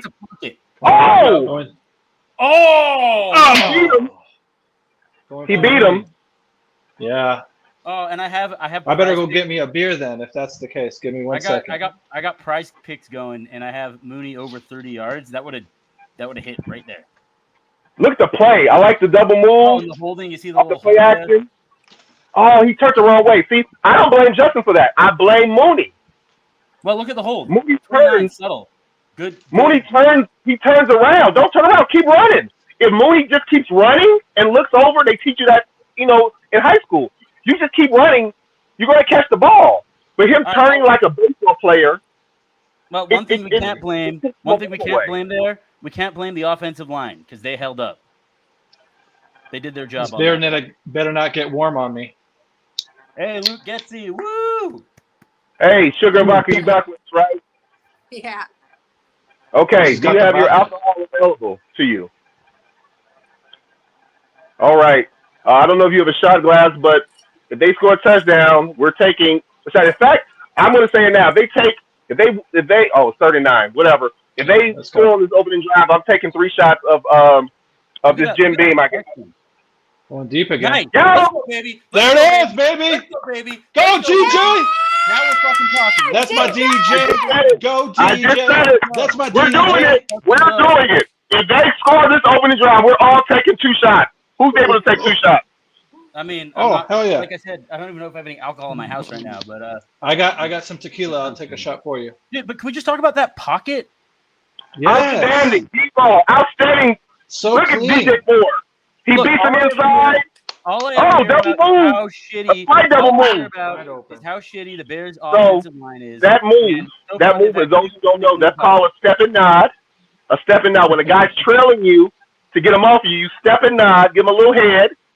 Pause, and you go deep. Yeah, please add the pause. Thank you. That's quite right, I'd say. So I'm glad we're able to do this. I'm glad I can some form of give my football expertise. So that move, for those who don't know, is called a step and nod. Whenever you're doing a move and you want to get the cornerback off you, whether he's facing you or especially when he's trailing you, because when the cornerback or DB is trailing you, they're actually about to do a replay now of it. Since he's trailing you, he's trailing your shoulders. He's not looking at your feet. He's looking at your shoulders and head. But what the step and nod does, it shows him, he makes you think that you're going one way and you go the other way. So the step and nod, it works at every level. I've taught my receivers this for every high school I've coached at, and I would teach it to anybody. It's a great move. I've even taught it to the young ladies I used to coach when I used to play co-ed flag football. Coach, it looked like they brought in the safety to spy. Here we go. It's got nothing. That's nothing. I like the I formation. I'm boring like that. Boring. You know what? They were last week. They were successful in when Blasting Game was in the game. They were successful running the ball and out of play action with him down there. I'm telling you. Because the trend is for defenses to play their base defense whenever the fullback is in. They play with less defensive backs. They play with more linebackers. So then you can use the athleticism from your backs and your receivers. Every and we got another. Well, no. Jack DeRio never played for the Bears. He played for the Vikings. Here we go. Come on, Justin. Watch out. He just held that forever, man. Took a sack. He held it, and then I don't think he saw anybody because his eyes went from being a downfield to being down at the ground. So I don't see how they. That's his name. Got another. I just said my fear was that their top guys who have 7.5 sacks this year will get another sack. Montez Sweat has his 4th sack of the year. Look, that's elite just a rookie rusher. taking his lumps there. That's an elite. I think all of them. 18 sacks this year. The Bears have given up. Sacks are not always on the offensive line. Sometimes it's on the quarterback. QB draw. Here we go. Come on, big third down. QB draw. They're going to run something short. Oh, okay. Vertical, get touchdown. There it is, baby. Heck yeah! Touchdown! Go DJ! That's my DJ! Go DJ! All right. Okay, I gotta go There get we my go. shot glass. I'll be right back. What the hell? Great fucking Bears out, touchdown. baby! Let's go! Going vertical again. Let that bitch fly. Let's go! 21-yard touchdown. On third down, too. On third and 14. So we got Mooney going vertical. That guy goes there, and then You got that guy Mooney goes attracting the there. safety. And So that lastly, gives you that guy goes one-on-one there. with DJ Moore. There you go. I'm with it. I am with all of that. Justin Fields is him. He's the best. He's the best quarterback I've ever seen. It's not even close. Not even close. Hopefully the coaching doesn't fuck it up. Yeah. All right. Oh, by the way, y'all should know when I watch Bears games, I'm extreme in terms of my irrationality. Like, if Justin Fields makes one good play, I'm like, yep, that's the best quarterback I've ever seen in my life. And, you know, the second he fumbles or throws a pick, I'm like, man, get rid of this guy. Bring back Rex Grossman. I am the complete opposite. I am a rational fan, but since the offense have not been big plays, like we just had two big plays, 2 20-plus yard plays on the first drive. So I got my shot glass. Cheers. I got my shot glass. Hold on. Hey, no, Everybody's there going, baby. Things are turning around. Things are turning around in the NFC. Starts with a touchdown. Now we're gonna stop them. We're gonna score a bunch. Next thing you know, we're 1-4. Then we got the Raiders and Vikings. First shot. Hey, Of my Jim B double A. 3-4. You could turn around from that. The season's not over, baby. We're going to the playoffs. Anybody else on this live stream reaction with us? If you got alcohol and you were watching the Bears, I said it after the first play. If they score on the first opening drive, which the Bears have not done at all this season, we're taking double shots. I will continue. I just remembered I haven't eaten. The last time I ate was DJ before my son came home from that school. helped my fantasy team, too, for DJ scoring like that. So, makes it even all the more better. I just forgot to put. I could have put Mooney maybe, but that's it. Hey, what we got on the comments? That's. Yes, I was just looking at that. Oh man. So let's see. I will be right Jim back. Beam, yeah, I'm drinking Jim Beam. All right, easy. We'll catch you. Trey Shy, DJ destroyed that corner. Yes, he did. T Nick, hell fuck yeah. Pete Youngbird. I don't know if you tuned in before, Pete, but thanks for tuning in. I know you're on Facebook. If you are on Facebook tuning in, no shame at all. We appreciate it, but it is so much better if you tune in on YouTube. Please. The views on YouTube mean a little bit more with our views from YouTube. If you go to Chicago Clubhouse Network, we are live. Excuse me, Chicago Clubhouse Network, Chicago Clubhouse Podcast. If you go on YouTube, you can tune in. It'll help the algorithm out. It doesn't affect us as much as Facebook. It's a little bit better. If that's the only way you can tune in, great. But it would help us a little more if you tuned in on YouTube. Chef, that looked like that shot came back to get you there for a minute. Right? Yeah. I haven't drank any alcohol since watching the Canelo and Charlo fight this weekend. So that's my first shot of liquor That was a since good fight, too. Saturday. It was a good fight for one fighter. Yeah, I guess that's true. But and people, if you like what you see, please like and subscribe, share. And if you like what we're doing here, let us know. Put in Most the comments, definitely. please. All right, let's see what our defense is made of. Oh no! Can you imagine if our defense can get a 3 and out here? And here comes Coach Fuckus. Yeah, Eberflus. Yes, Coach Eberflus. Coach Fuckus. I don't know. I think I'm slightly ahead of you guys, but it could be just my version of me seeing you all. So I paused it just for a few seconds to see if I can catch up so we can all be even, because when they scored, I think I celebrated first. Rivera. They're at Howell now. He's about to take a snap. So they're in shotgun, guy in motion. Yep, That's there we Curtis. He's a dangerous guy. Brian Robinson. Hold they have on. a lot of there we go. dangerous guys. Yes, they do. A lot of speed. Dotson. Terry's. I was just saying that. I was saying Dotson he's a speed guy. Yes. Anybody with speed versus secondary that is has a bunch of practice squad guys it's got to be scary. That's one reason I think Eberflus is going to play scared, because blitzing when you have a bunch of guys who are on the practice squad typically is not something you do. Essentially, practice squad guys are kind of like third, fourth string guys. Well, no 3 and out there. Yeah, they got it. Well, they're marking them short. Oh, yes, Brisker starting. Stevenson is starting. Stroman Jr. I believe. Stroman Jr. started last week. I want to know who's going to be the second corner. Of course, nowadays most teams play 3 corners because most, yeah, it's a passing league. 13 inches. So if they get a 3 and out, we're going to take. If they get a 3 and out, we're going to chug whatever we drink we have for 5 seconds. Okay, we're Sugar inches Vodka. away from that. Come on, baby. Come on. Any 3 and out the whole game. You don't have to convince me. Promise. Stop him. Yes! Fuck yeah! There we go. Chug, chug, chug. Here we go. Yeah. That was nice. Good job, Billings. Rookie. Fucking beautiful. That's the defense I've been wanting to see all year long. From the Raiders. Look at those quick hands. Oh, okay, big boy. You see that quick swim move? Ooh, I'm move, big boy. Getting flashbacks of Eddie Goldman. Oh no, that actually made me think. Well, the number maybe, but I have quick flashbacks to Ted Washington. Goldman was 91. Him and Tractor Trailer. Oh man, those. I don't care what nobody says. Those guys would work in today's football. They would. Yeah. Keith Trailer. Yeah. They would work. Keith Trailer made Ted Washington. Keith Trailer. Play of all time. Got that one. Oh, go for the block. Yeah. It's okay. Here we go. Finally a punt return. Okay. Oh no, that's not Scott. That's Taylor. The only thing I care about from my punt returner is that he doesn't fumble.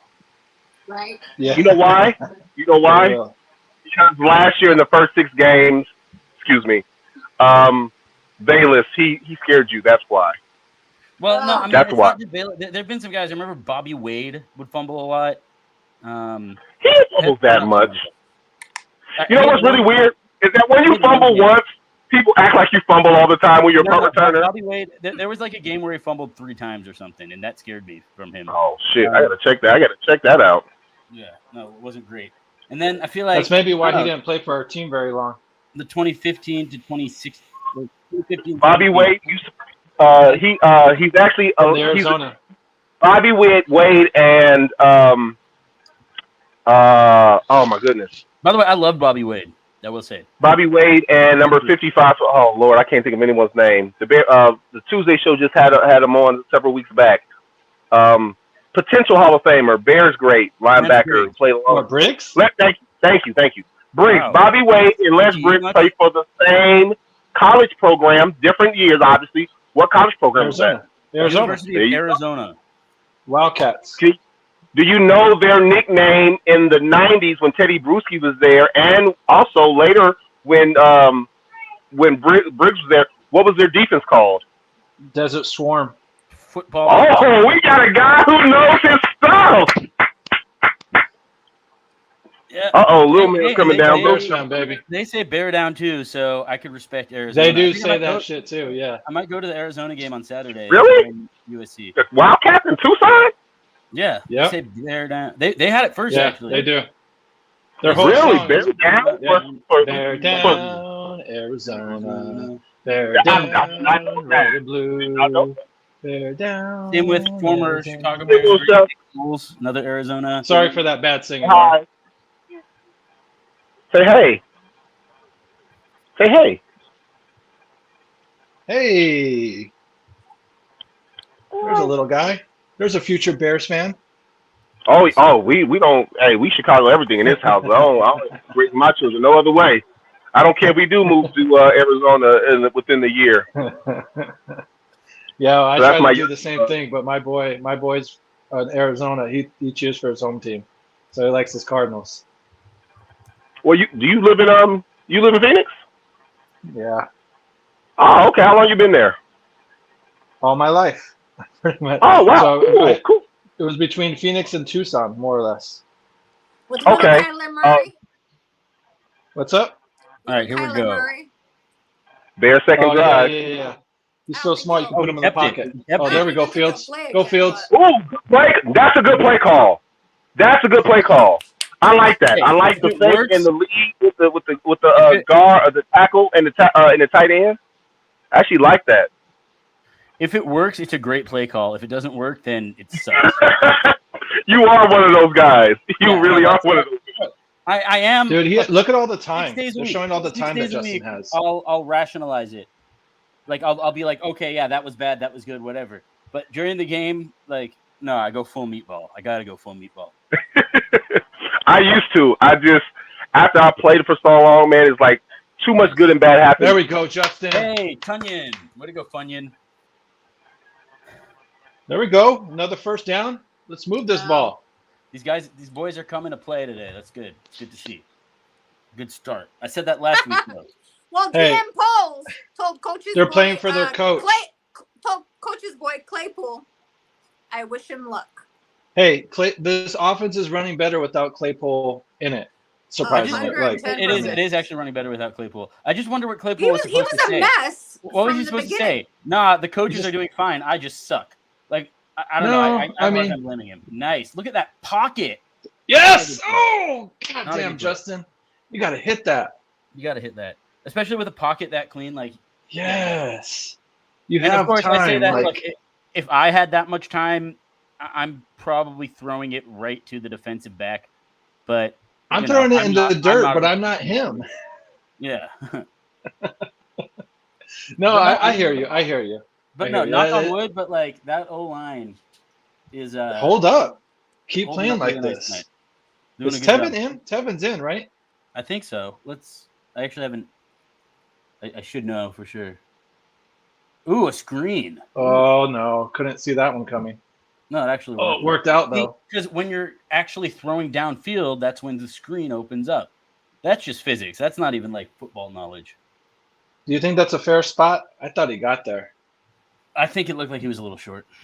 But it's okay. We're going to get more yards anyway on this play. All right. Let's run the ball. You say that like it's a for sure thing. Oh, shit. Are you ahead of me? Oh, we got it. Oh, no. Did they really? That was on third down, though, right? No, we got it. Fourth. That's a first down. There's 3rd and 1. Okay. Yeah. That's like, not today, fuckers. Tevin is supposed to be eligible for today's game. I love the brotherly shove, but I don't know why it's Tyler Scott back there. He doesn't look like. Yeah. I mean, he's strong, but I feel like we gotta have stronger guys. No. Why isn't St. Brown over there? Yeah, I feel like St. Brown would be a great option.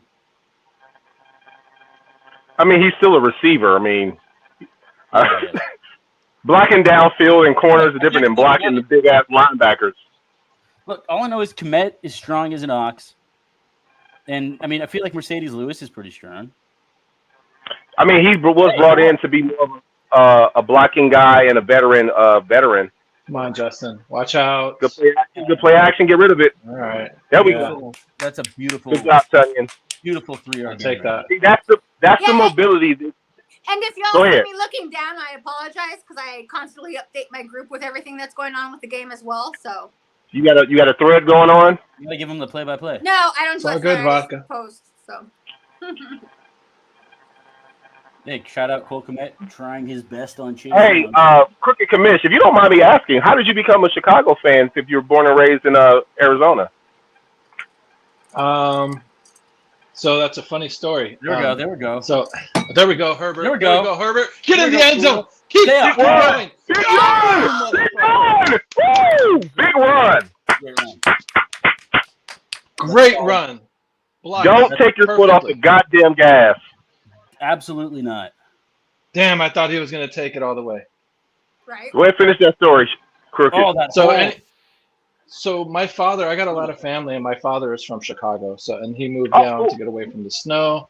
And just growing up, when I started getting into sports as a kid. Throw it, Justin. Come on, Justin. All right, good. You just threw it away. Yeah. I asked him, hey, who's your favorite football, basketball, hockey? And then when I got to baseball, he said Cubs. But he was really a White Sox fan. So that kind of screwed me over. Hallelujah. Fuck this girl. But I followed the Cubs since then. And then in 2006, when the Sox won and he's all hooting and hollering, I'm kind of like, what Like, are you what so the hell? happy for? Yeah, like exactly. And he's like, no, I was born on the South Side. I'm a Sox fan. I like the Sox. And I was just like, Jesus Christ. Well, I can't switch now. So, Okay. but we got ours in 16, so Okay. it's all right. Why are you doing? He Oh, fumbled. He No. fucking fumbled.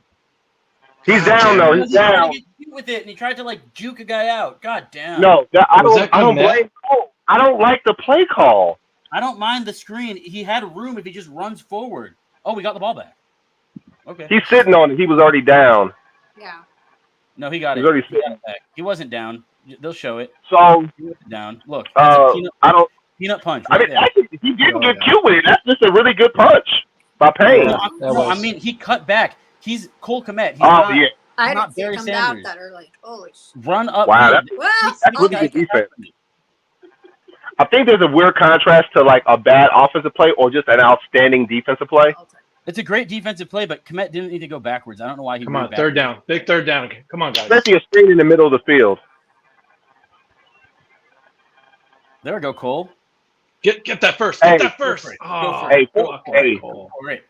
Take the field goal. Take the. Yeah, no, take the 3. Go up 10. Take the points. Nah, go Yeah. for it. Get a touchdown. No, don't. This isn't Madden. You can't fucking go. Yeah. Nah, it's I 4th say and it 1. all the time. I Okay, tell I'll take people this Come all on, the man. time. I'm not This complaining. is but- not Madden. Kick the field goal. You saw Eberflus. He pointed. He was like, "Go, field goal, field goal." No. He's like, "We're not making this mistake again. We're not making this mistake Don't- again." Don't try and be the smartest guy in the room. I don't think it's smart. I think it's just like Which 4th and 1. Flus You can is get not, you get a so. yard. But hey, Yeah, Thankfully, we'll take There we it's go. 10-0. 10-point lead. Not bad. I like it. I Well- like being up by 2 possessions instead of 1. It is nice. I don't know our viewership now, but I hope some people are still watching. That's okay. Like I said, we're going to go the first half. If the first half is extremely close, we'll go into the third quarter to see how the game breaks. But we're going to end it after the third. If the game's not going to say in hand, but the game's 20-3 or 17 to something like that, we'll just end it. That way, everyone can kind of watch themselves and handle some stuff. I know I got to. I think I'm. Oh, is that a Justin Fields commercial? I ain't seen one of these in like never. Yeah, Really? it sure is, huh? I've Yeah, never it seen a is. Justin Fields commercial. It's a I've seen him Reebok on commercial, I Billboard. bet you. I've seen him on Bill. It's got to be a Dunkin' Donuts. He does a lot of energy Oh, drinks no. too. Next. Oh, It's water. okay. It's water. Yeah, he does water and energy drinks. Well, I know. So he also does Dunkin' Donuts because in the billboards here at home, when I'm driving, I see him on Dunkin' Donuts billboards. So, so your pops was from the South Side. You born and raised a Chicago everything fan. That's what's up. Yeah, and so I started really watching Bears football and Chicago stuff in the 90s. And that was right when my MJ and the Bulls were blowing up. So obviously I'm a diehard Bulls fan, diehard Blackhawks fan. Everything Chicago except for the Sox, really. I just can't really cheer for the Sox. That's dope. Okay. Maybe I've told the story before, but I lived in Arizona as a kid from essentially right after the third Bulls championship. So I moved. Okay. That would have been the fall of '94. So we moved there like the end of summer, beginning of fall '94, because that's when I started 4th grade, and I lived there until 7th That was grade. after the Suns championship. Yeah. So like me being from, I'm from the Chicagoland area. So the first thing I tell people when I'm the new student is like, I'm from Chicago. I'm a Bulls fan. They hated you. Yeah, but it was a whirlwind just because I moved around a lot as a kid. But Arizona obviously is just a different.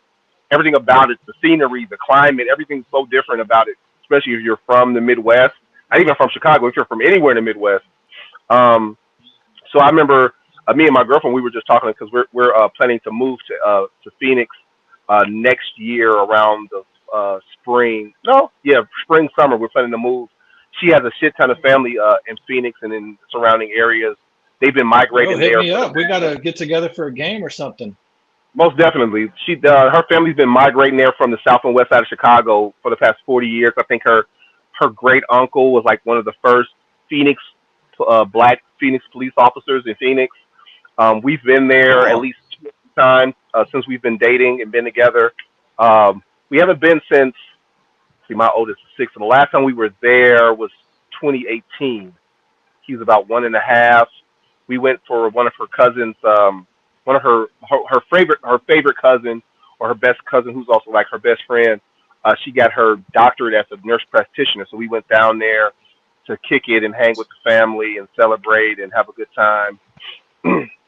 So that was 2018. Cool.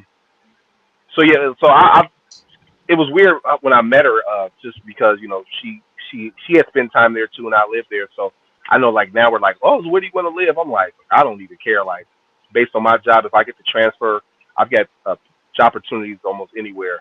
She kind of has a preference because she wants to be obviously close to family. Come on, D. Oh, that's understandable. Come on, don't Good let job, him get Jack out. Samdorn. Way to not hit the sliding quarterback. Like, there you go. Yeah, good play. Don't take an unnecessary flag. Yeah. So yeah, I know that her family, most of her family, when we went there, because when we got down there the first time, I think we went down in 2013 in the November time. I hadn't been back obviously since the 90s, so we're driving around where her family lives. I'm like, I don't recognize any of these streets or anything. She's like, oh yeah, my family lives kind of on the west side of Phoenix. I'm like, oh. She's like, well, where did you grow up? I was like, well, we lived in the burbs, but I knew we lived like close to downtown Phoenix, because in the 90s, downtown Phoenix didn't look like downtown unless right. It didn't look like much. So we ended up like I have like a weird memory. I remember a lot of things. So I remember one night we were kicking it. Oh, I gotta stagnate this. I think someone's at my door. Okay. Well, anyways, we're was it 2nd and 12 now that we're looking at? 2nd and 12 yard line. You give to 3:20 to go. Robinson. There we go. Another stop. Our defense is looking solid. Yeah, they're showing up. That's good. No, I mean, like I said, it looks like they're playing for their coach's job. Maybe they like Eberflus. If they do, then good for them. Yeah, I don't fucking think that's it. But I would think. I don't know. I don't like him. I would think they're playing for a butt kiss, not the fucking coaching. Just saying. I don't know if they're playing for. Hey, there you go. Most of them are just like it is a job to them. Like I don't know how close they all feel to Butkus and his legacy and his lore. Hopefully, it means something to them, but it doesn't. Of course it would. If they don't, I don't know. that would be a what NFL the history. fuck? Come on, get him. There Are we you go. kidding me? There we go. I can't even believe you just said that. Actually, What? Time to punt. I'm just gonna erase it from my mind, though. No, what? I don't know. And move on. What? All I said was maybe some of the Bears don't care about his legacy. Maybe they don't care about who one of the greatest players and maybe they don't. I don't know. I can't say. Are you fucking kidding me? You have to be. No, I'm not. I'm dead serious. I don't think that every NFL player gives a shit about NFL history. I think that they just want to play the game, and I don't think that the lore or the legacy necessarily matters to all of them. Some of them see that with some not players. all of them. I can see that with some players that are just like, hey, I'm just good at this. I don't necessarily love football. I'm just good at football. Hold on to the ball, Taylor. Now, I'm not saying, I'm hoping that's not the majority or most of them, but I can definitely see that there's some guys in football that are just like, yeah, when this is done, I'm ready to do something else. Exactly. I'm just good. I wouldn't say that. And everybody here, there's nobody good enough to do anything else. So now look, they better fucking make their fucking money here. Period. Now, I'm still mad at the New York Giants for beating us in 1956. What are you eating over there, Coach Chef? You didn't share your snacks? It's a brownie. Come on now. Ooh, what kind of brownie is that? Special brownie. It's a homemade brownie. Oh, okay. I'm only giving quotations, not that it's an edible. It's just because it's a box homemade brownie. My lady made brownies, and she just came in. That's who was knocking on the door. Was that 3 and out? Instead, you left me here with cold sack, and he's smoking crack, and you didn't bring a brownie. All right. Crack? What the hell? That wasn't 3 and out, was it? 3 and out? I don't. It might have been. Hold up. Where's my remote? Crap. I've been running around. I can't confirm that, but it could have been. Okay. Well, as soon as I find our remote, I'm going to quick find out. I have 2 other people watching. Did you guys Was that a 3 and out from what you can remember? Actually, it was. I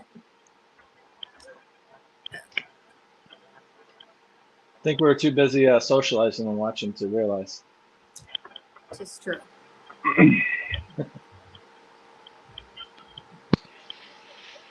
Let's see.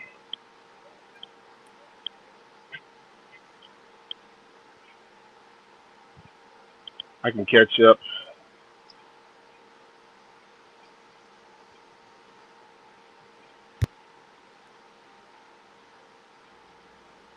You got the field goal commercial. Damn. I do not like Prime's fast forward ability. Well, him, maybe.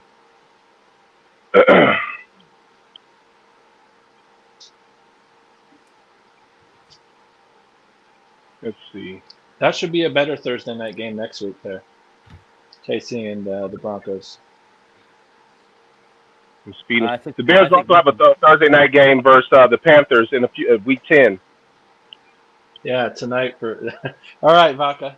Maybe you're onto something. You have a point. What you say? She showed a picture. Go ahead and show that again. There's something with the. For 51 or something like that for buckets. It was posted before the game. There we go. Justin. Go DJ. There we go, DJ. Go DJ. Keep going, baby. Football. Fuck yeah. Hell yeah. He's so good at football. It's not even funny. Damn, so is that what a number one receiver looks like? We haven't seen a number one receiver since what? Like I guess fucking Robinson yards after the catch too. Get off of me. Dude, that's just great run after the catch. Great yak right there. Yeah. Easy Dude. yard for the quarterback. He is money. He is money. Come on, Herbert. Come on, Herbert. All right, I'll take that. That's a good 4 yard. Oh no, that was Roshan. That's a good 4 yards. I do love Give it to him again. Feed him. Yes. More, yes. Let's make it third. Let's make it 3rd and 3 or 3rd and 1.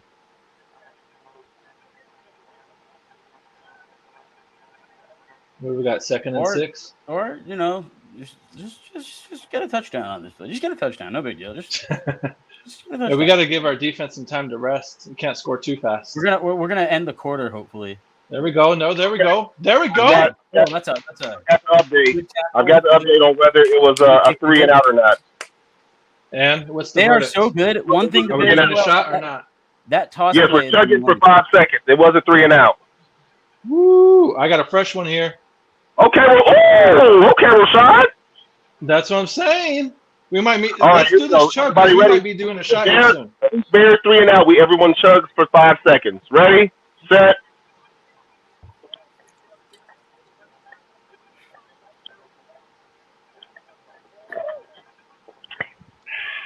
Easy, yo, Here comes a touchdown, right? Bro, Watch out, Justin. Throw it. No. Oh, okay. Oh.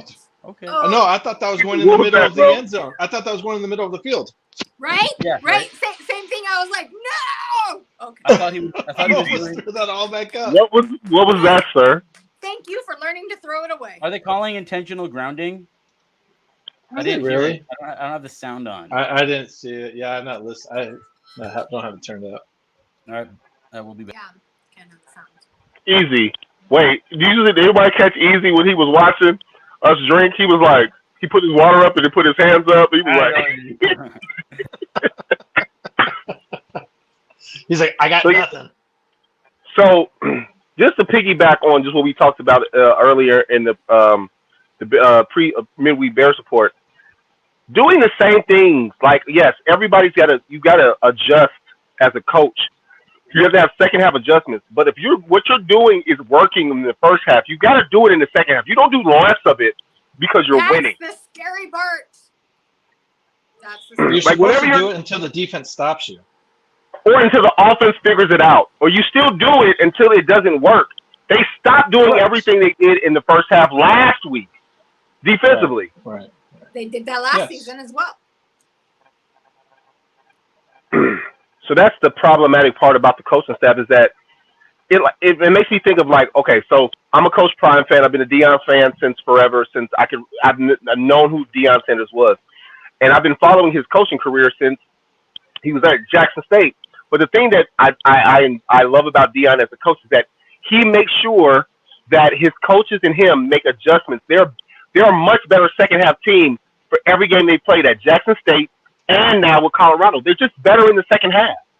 And if you can't get better in the second half when it matters, then you're not a good coach. You got to adjust, obviously, on the fly, but your second half adjustments have to be thinking it's chess, it's not checkers. I had a coach who also said, football's not chess, it's checkers. Yeah, really. Not really. Because you have to think that the other team is going to make adjustments. So you have to think ahead for those adjustments and still prevail by having the same game plan but being able to adjust when those things are not working because the other team is already adjusted. And that's chess. Thinking 2-3 steps ahead. Correct. Setting up a play, setting up a certain formation. And formation. Being able to run two or three different plays out of that. You know, you run sweat. Let's you just run hope sweat. that our fucking defense holds it together. And Eberflus still maintains effective. If they're going to blitz, then keep blitzing. You rotate those D linemen so they can be fresh. Sugar Vodka, I got to ask you, what is in your cup, young lady? Kool-Aid. I don't drink. Kool-Aid? She say Kool-Aid? What flavor? What flavor? That's the important question. What flavor? True. Very true. Very true. No, it's grape. It's actually a sparkling cherry lemonade. Oh, okay. With of course. Fuck. Pinky up. Just pinky up. All right, here we go, Justin. Here we go. We're getting back on. I forgot the down now. Is it second and 6 still? 2nd and 10? Let's see. I think I'm slightly behind. It's 2nd and 5. Oh, no, I'm behind. Yeah, you're really behind. Well, I had to rewind it to see if it was a third. It was That's right. We just had a good 5-yard run there. It's 3rd and 5. Yeah, Chase Young wanted an intentional grounding. Again. All right, what's the call, Coach? That quick toss. Good cut back. Yep, there we go. 3rd and 6. You know what? So schematically, since I'm a slight insight into how I watch games. I'm gonna be a weird person. Touchdown! Shot time! I don't know. Touchdown, DJ! That means I'm late. I'm really late. I'm still really late. Oh yeah, we're doing shots. Get your shots ready. Down. But for now, fuck yeah. I mean, it's ruled a touchdown, so they need the evidence to say that it's 3rd not. and 6. Let's see. Uh-oh. 1 foot. 2. Oh, that's good, baby. That's fucking good. We're good. Touchdown. Touchdown. That is what a number one. Bear down, baby. That's what you do as a number one receiver. Catch the ball. You clear the ball. You catch it. You keep 2 feet in. That's what you do as a number one receiver. If Pauls didn't make not one good move that's beautiful. That's textbook. That's textbook right there. You can't get no better. Where's your drink at? Cheers to that. Is that one of the Fuller brothers?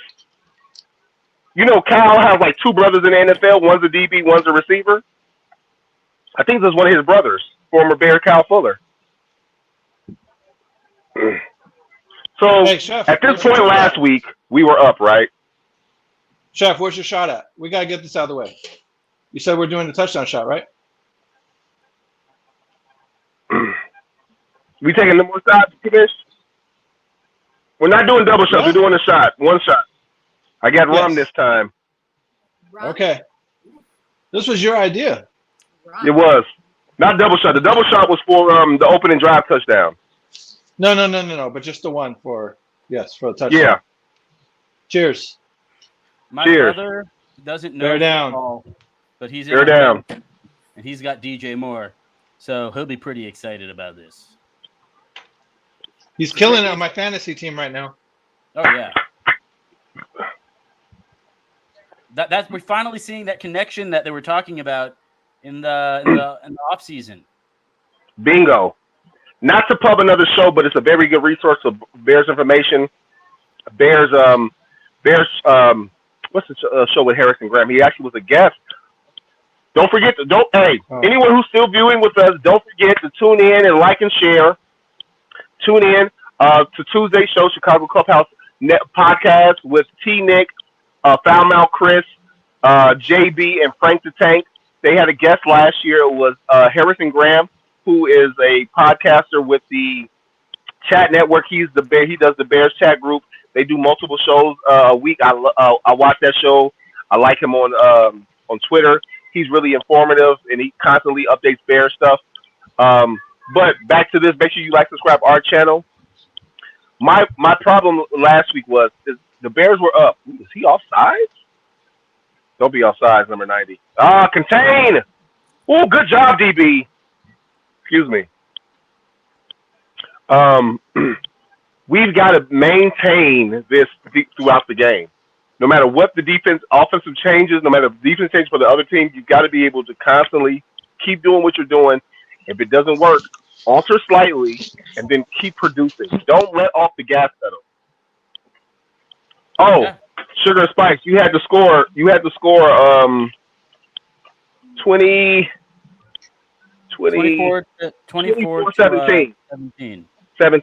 You want to change that, or you still good at where we at? Make the tackle. It's only halftime, so we could be the 24 though. Coach, you're so far behind, man. Yeah, I know. I'm at 32. You can catch up. It's prime. I know. I'm gonna back out of it because did he catch that? Yeah, he caught that. Ooh, that's a first. We'll give it to him. Hey, Byron Pringle, former Bears great Byron Pringle on the sideline. Yeah. I like how Sanborn hits. He plays with intensity. It's good. He does. He plays like he wants to be there. Yeah. They got another ex-Bear on Washington, Leno Jr. The guy who we hated so much, yet he's doing quite well with Washington. Oh, good tackle. Didn't let him get that first. I thought he may have stepped out, but I guess not. I thought so too, yeah. Yeah, also Mustafa has been starting with the Ravens. Who? Playing pretty well, from what I hear. Okay, so here's a weird thing. He is playing well because actually, beyond contrary belief, he played actually his best football last year for the Bears. It was his best year as a Bear. I know people are not going to agree with that. I know because he was so bad the 2 previous years, but he was better than Mustafa last year. Excuse me, Mustafa better than Mustafa. He was better than Whitehair last year. Gotcha. They got the first down, so we don't have to chug for 5 seconds. So Mustafa was better than Whitehair, and I think I believe he was. Watching every game last year, he was better than Lucas Patrick last year. So I know we were really down on him. I know T. Nick was down on him, but he played better than 2 interior guys who we thought were much better than him last year. He played better. Like once again, he played better than Whitehair, and I know he played better than Lucas Patrick because Lucas. Oh my God, he was atrocious. A lot of people played better than Lucas Patrick. You're right. He's supposed to be the starting center. Quick game. Make it. Great play by number 32. Who was that? Things. Who's number 32? I don't even know. I think he was. I think he was the guy they signed from Arizona or Houston or Vegas. Is it Stamp? That's Steven. Oh, there goes Luke. Oh, speak of the devil. Yeah. Hey, Jinx, you owe me a coat. Wait, but hold up. But what y'all should be eligible for the game today? Tevin should be eligible to play. Tevin's playing. He's got a lot of He's time. rotating. Damn. First down. Washington. Yeah. Let's bring some heat. Come on. Gotta get some heat on. No, it's Smith. No. It's Smith, the rookie from Minnesota. That's 32. 32 is the rookie from Minnesota. Remember, he was battling with Stevenson for the second corner position, but he was battling injuries. So he started last week. Stroman's the nickel cornerback, and Smith is the outside corner, 27. Okay. So Stroman's 27, and 32 is Smith. wasn't actually squad this year, but he is the starting corner. Come on, we need to It's stop. Terrell Smith. That's what I thought. Ends, two receivers are back. Oh no, he's wide man. open. Now plenty of time. Oh my God! Ooh. Why is he wide We open? got lucky. Why is he so wide Thank, open? Why is he thank so wide goodness open? he was not accurate. Let's see. Hey. Let's see. I thought it was great defense. They didn't catch the ball. You got the linebacker on top of him. He just Briscoe's lets him telling go the right by. safety to stay deep. How do you He thought he split had him him. though? Okay, so that's I don't know. Briscoe communicating to Hicks. Hicks is the second-year player from Cal last year. So I know you're in that Ooh, cover we two, got- but the problem in we the got cover real two is lucky. splitting the safeties. So Briscoe's telling him, "I've got to walk up. You got to be deep. You can't fade Get to the him. sideline because I know it's in the middle." There we go. That's the communication we're Is talking that about. Even in the Billings? cover two, when you're playing cover two with two safeties and a Mhm. bump and run from both corners, that if one safety is going to walk down and be within 10 yards, that second safety who's go high, it almost turns into a cover three. You got to play more center field than drifting to the sideline because all they got to do is run a seam in the middle of the field. Like And they that did, time, yeah. luckily, Howe was inaccurate, but that's a touchdown because you can't notify the 1 and 2. You have two receivers to your side. You got to play it on the hash. You can't veer to the sideline. 3rd and 9. Come on, get him. Third down. Too far. Too far. Too far. Listen. No! Oh, I thought he fucking undercut him. Oh, No. Lord. I thought he Hicks undercut him said- and got that touchdown. See? That was Dotson. It was. So Hicks, once again, that's another mistake. They're Hicks did picking not on the play well. rookie. Hicks did not play well last game versus the Broncos. He had to start because Eddie Jackson's not there. And it You was see some the plays flag that on he us? got busted on last week. Yeah. Flag on us. Offsides, so it's still That was third on down. third down. 3rd and So- 4 now. So No, in the first quarter, I said number 90 looked like he was offside. They called him for it. He's been teetering on the line the entire game. 90 got caught.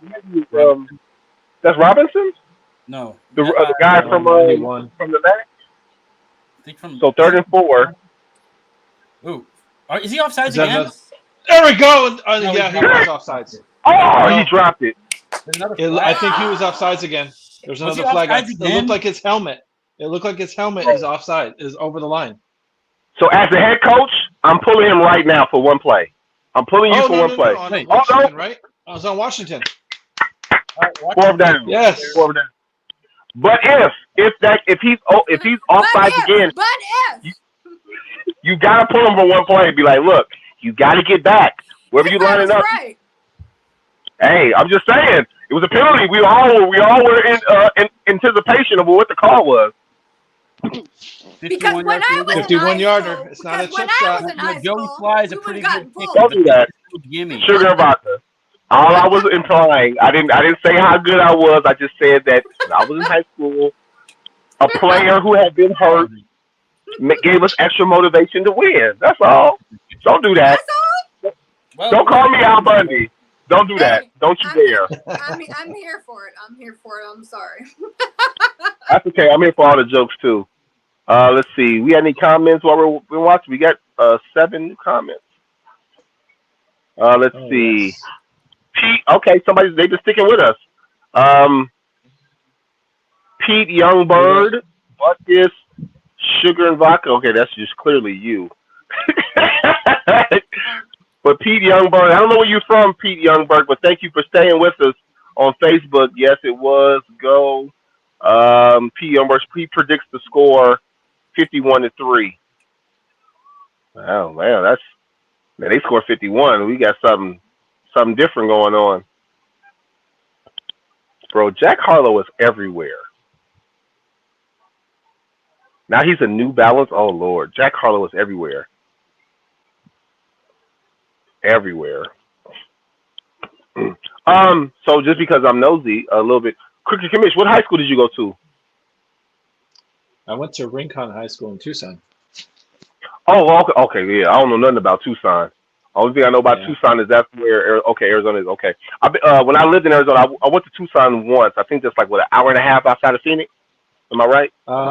It's about an hour and a half. Yeah. Okay. Maybe 2 hours if the traffic's bad.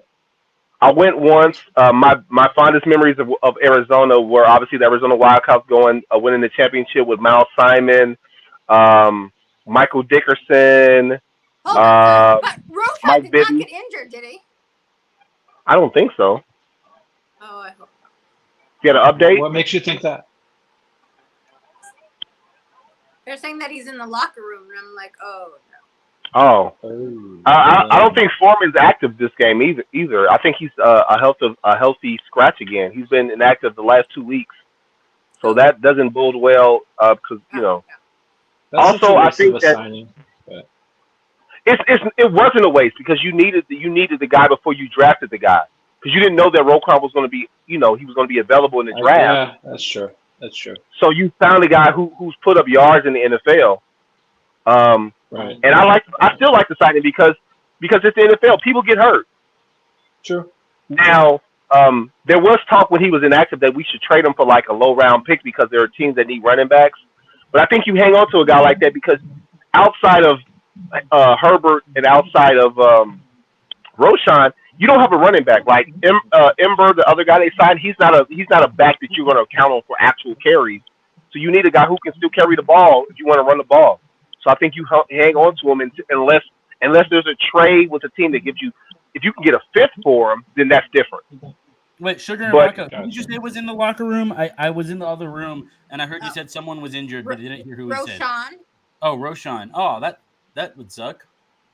Beyond. What's up? Yeah. 17-3 kickoff. Okay. Very, very pleasantly surprised with this. Does anyone, as much as I like Bayless, I'm going to say I like Bayless. Oh, Chevin Jenkins is out there. Run the ball to the left side, baby. Let's go. I'm calling it now. Lucas Patrick is out. That means Whitehair is at center. We got to run the ball to the left side of the line. That's what I'm looking for. I want the running plays going to the left. I want to see Tevin in action. Tevin and even though the young man from Southern Utah's out, we got Larry Borum still at left tackle. Let's run the ball to the left-hand side of the field, to the left side of the line. This is the line I want to see. There we go, Justin. There we go, Justin. There you go, Blazing Game. Okay. I love me some Blazing Good first Game. call. Run the ball, play action. Run the ball, play action. Boot. What we used to call it back in the day, waggle. I say back in the day. I am approaching 40, so I can say that. Waggle. You got to run that waggle, which ain't nothing but a play action boot. When you don't call it play action boot, you call it a 24 fake waggle. You run a comeback and a flat route to the sideline. Yep, I know it from Madden. Play action. Go, Justin. All day to throw. Komet. Hey, Komet. Get those yards. Oh, he's There we grimacing. go. I forget how big Komet is. Like, well, people, I know Terrence is not a big, T-Nigga's not a big fan of Komet, but I am. Komet is a legit tight end. No, you know what? Here's the thing that I forget also, is that when we think of tight ends, the best in the NFL, we always think of the guys who are like the 1% of tight ends with talent. We think of the Gronks. We think of the Kelseys. Or we think of the young man who plays for Atlanta. Only 1% of those tight ends are that athletic. Everyone else is either going to be a mixture or they're going to be average.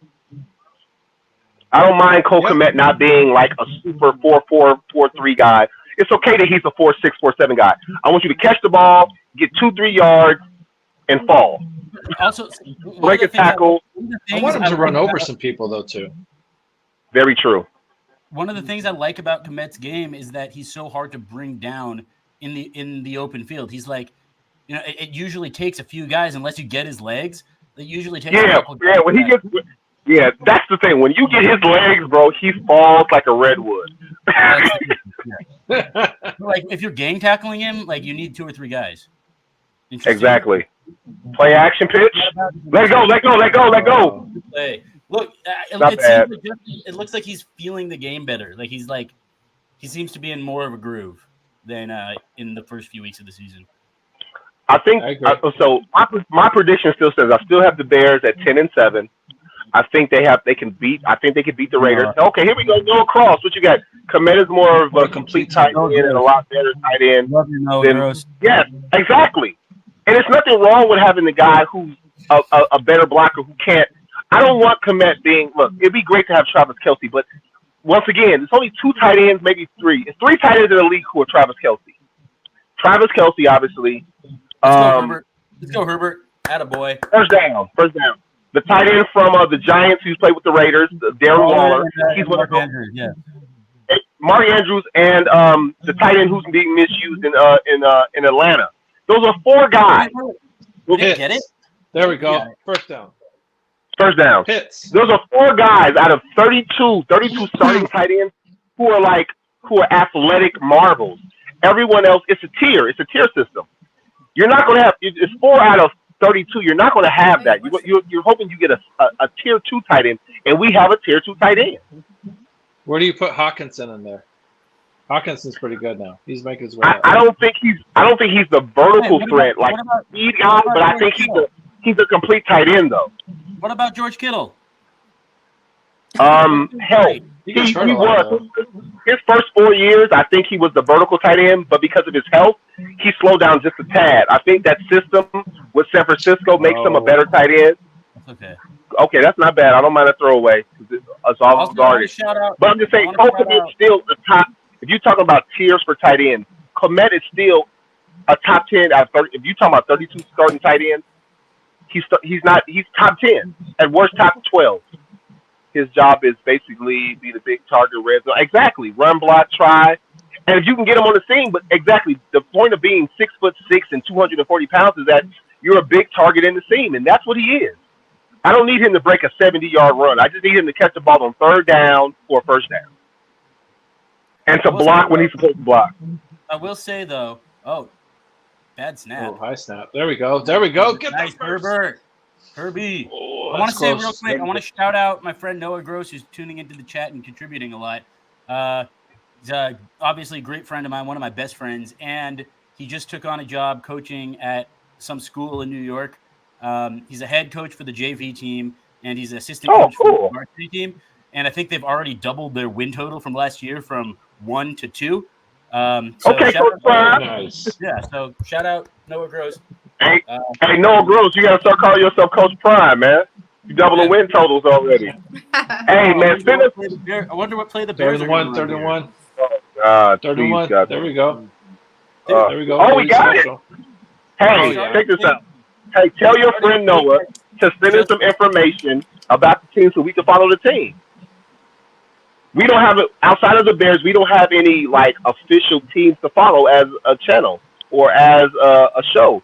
So, for instance, I will proclaim this. Easy, we interviewed him. Our official player for our channel right now, that's not a pro player, is Bill Elijah Davis, who plays for the University of Louisiana, the Raging Cajun. He's our official player, so I follow him every week. Get out of that. No, that's a straight run. That was a straight run. No, it looked like it was a screen, and it got blown up, and he just kind of improvised. But yeah, have your friend Noah send us the information. Maybe they have some, nowadays all these high schools have their own web pages and rosters and scores or live streams. I'm a huge advocate of all forms of football. So if he got some information, Noah posted with me before. Noah, he's on my show a lot. So yeah. I know. I remember him last year. Coming on. He knows ball. That's for sure. He's an Eagles fan. But a true Eagles fan, since that's okay. I don't. Hey. I have nothing against the Eagles. Like they don't, they're not in my division, so I don't care about them. I mean, I don't care. Well, they're technically in the division. They're not in the. Well, no, you're right. They're in the same conference, different division. You're right. My bad. Only I think it's the 3 shots of rum and whiskey. Big dirt down. 3rd and 4. All right, do that pitch. Do that toss play. I like it. Get St. Brown and fucking Blazing Game out front. But they're probably not. They're probably going to pass it, which, hey, that's cool too. Oh, we got Tyler Scott's on the field. Run a play Run a play that works. How about that? Straight pass. Vertical. There we Go deep. go. Got him. Mooney! That's a flag. Oh, the ball's not there. It looked like PI to me. So you can face guard in the pros, but you can't contact. Like if it was college, they would call that a PI because you can't face guard if the ball's not there. But I still think that's a really close play. He beat him. Justin's got to put the ball out there. He hung it. He hung it too much. That's too close. You got about 4 yards. That's a PI. That's a PI. You haven't looked at the ball. But Justin knows his own. If you put even in real time, it looked like it looked a little bit early to me. All right. He I'll take too much arrow. We got some points out of it. Yeah. He put too much air on it. So that's good. Too much air. If he puts just a little bit more distance, like 3 yards, he catches it. But once again, Mooney has been doing this since his rookie year, and Mooney has made a lot of outstanding catches as a Bear. His body adjustments to balls, he out-positions himself, so sometimes that he's not in a great position. Now, that's not his fault. But the first play of the game when they went deep, that was his fault because instead of just looking for the ball and catching it, he turns his body. Then he has to turn his body at least almost 200 degrees to catch the ball when you can just keep running. And same thing with that one. That's really Justin though. But sometimes a receiver can out-position themselves and make a ball that's supposed to be completable, uncompletable. If you get what I'm saying. Justin have done? Should he have thrown it? Like, should he have not floated it, or should he? Yeah, Justin's got to put that not as much air on it and throw it to the back pylon. If you throw it to the back pylon where you were throwing it to the back end line, you give your receiver a chance to adjust better. If you underthrow it, you allow the defender to catch up and impact your receiver. Right. I think it was, it wasn't like a bad throw. It could have been better. We could say that. It could have been right. It wasn't horrible. It wasn't like he hit the back of the DB's head or something. Right. But it could have been a much better pass. Even himself, you say it's your bad. Justin looks like he's like he's not that the game slowed down for him, but like he's sped up with the game a little bit. Like it looks like he's kind of in control. He does. The past two games, he looks a lot more comfortable. Yes, he looks very comfortable. This is what we wanted to see from game one. We wanted to see this kind of play from Justin right from the get. Now, play calling taking this long is a bit of frustrating. That's why I get the off. That's why I was mad at the schedule giving us Green Bay first. Like, really? Well, they did it. That's like back-to-back years. They did it last year too. No, last year we had the Niners. Oh, I'm sorry. You're right. That was the year before. It was a few years back with Nagy. Yeah. Mm-hmm. 2019, the Thursday night game. Yeah, I'll never forget the first play of the game. Nagy wants to run some like tribute to the old Bears, and he did some T formation shit, and they fumbled, and it was just downhill from there. Like everything was just downhill from there. Oh well, we've moved on. Oh, all right, everybody. So right now we are in the second quarter. We've got the score is 20-3. Yes. I want to do before we hit halftime. I want to know if the score remains like this, or even God forbid the Washington scores and make it 20-10. Do you all want to continue into the third quarter, or you all want to cut it at halftime? I definitely have to go. Okay. I can stay if I'm good to stay. I'm watching. Easy's a producer, so that kind of puts a wrench in it. Not that nothing wrong with it. Just being honest. So we have 2 minutes and 3/4 seconds. No, so what that makes sense. I understand that. If we could get a 3 and out, I don't mind chugging another 5 seconds. If we can get up the score, even if it's a field goal to make it 23-3, I would take that. I had the game 28-25, so I have it close. So I don't even like that score, but I'll keep it since that's what I said first. Amp had it 38-10. Washington. Hey, look! If we get 31 more points, then we put up a butt kiss. Let's get 31 more points. There you go. Somebody put that in the chat earlier. They put 51-3. Yeah, baby! Let's go! Hey, we can drink to that shit, right? Yes, we can. Yes, we can. There we go. That's better than 3 and out.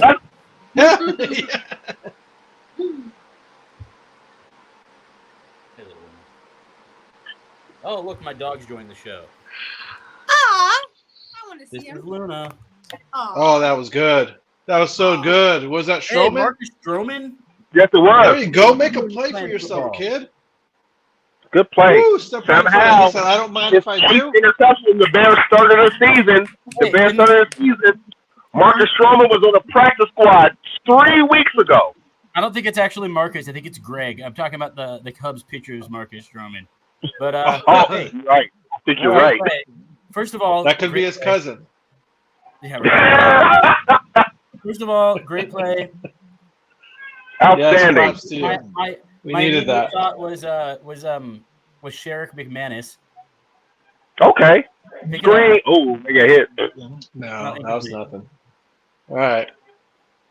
And also, that's our first interception in a game that isn't that mattered. Yeah, the game that mattered. Let's make it wasn't from a backup. Let's get a touchdown. Chase Young is pretty good. It's a good play. Yeah, he's outstanding. I remember when we were thinking about trading for him at the beginning of the season, before we got. I was all for it. I think those are just rumors. I don't think the Bears were actually going to trade for him. I don't think that. Yeah. Although Poles is aggressive, I mean, obviously the DJ Moore trade was very aggressive. Here we go. 2 receivers, 2 tight ends. No, the tight end and fullback run. Push him. Yo, did you see them on the sideline? They're feeling really good about themselves. I hope they don't go. I hope they don't go into the locker room thinking "Ha, we got this shit." I'm a little concerned. Yeah, look at that. That's Like, what's scary is what's gonna come in. I'm a little. What? What is the coach? And you know what? It's not even the head coach. What are your position coaches? Because that's what you typically do when you first go to the locker room. You break down with your position group. So your DB coach, your safety coach, your receiver coach, your running back coach. Then you meet with them first, and then before you come back out, your head coach or your OC or your DC, they talk to you. But Eberflus is the head coach and the DC now, so he can't be like, "Oh, hey guys, we're gonna." Hey, I want to hear him say, "We're gonna continue to be aggressive. Keep playing the way you did. Don't take your foot off the fucking pedal, and we're gonna finish them. Put a foot on their throat and leave no doubt." That's what you want to hear. That's what I want to hear. That's what I'm saying if I'm the coach. I want Eberflus to go in there being like, "Yo, why the fuck did we give up 3 points? What the heck? Like, I don't want to give up no more points. No more points." I swear. I could see him being in the locker room like, "Well, we're up by 20." Great job, guys. It's over. We got it. We may lose by 40. It's over. By Great 40 job. to 20, but No, it what is he what should it go is. You know what he's got to go. Yeah, that's killing my buzz, Vodka. Don't do that to me. Like, okay, guys, I know it looks good, but I'm afraid. He's got to go. I'm in afraid. We all have that feeling in the pit of our stomachs. He's got to go in and say 0-0. Yes. It's a new game. We're True. Yes. Be aggressive. Be physical. This is like, what did Brandon Staley say during the wild card game against the Jags last year when they were up 27-0 at halftime? He probably went in there and said, "Great job, guys. We're on to Kansas City. Great job. Great win." It's not over. Not even close to over. Right. Also, it would be nice to get some points this drive. Who called you at 825? Remember that we had a great practice this week. 800 number loser. We can practice, boys. Practice. We're talking about practice. Not you Come on now. What are we talking about? Talking about practice? Not a game. Not the game. Not the actual game we're actually watching right now. What are we talking about? I know now? I'm supposed to be the Not the game that I die for.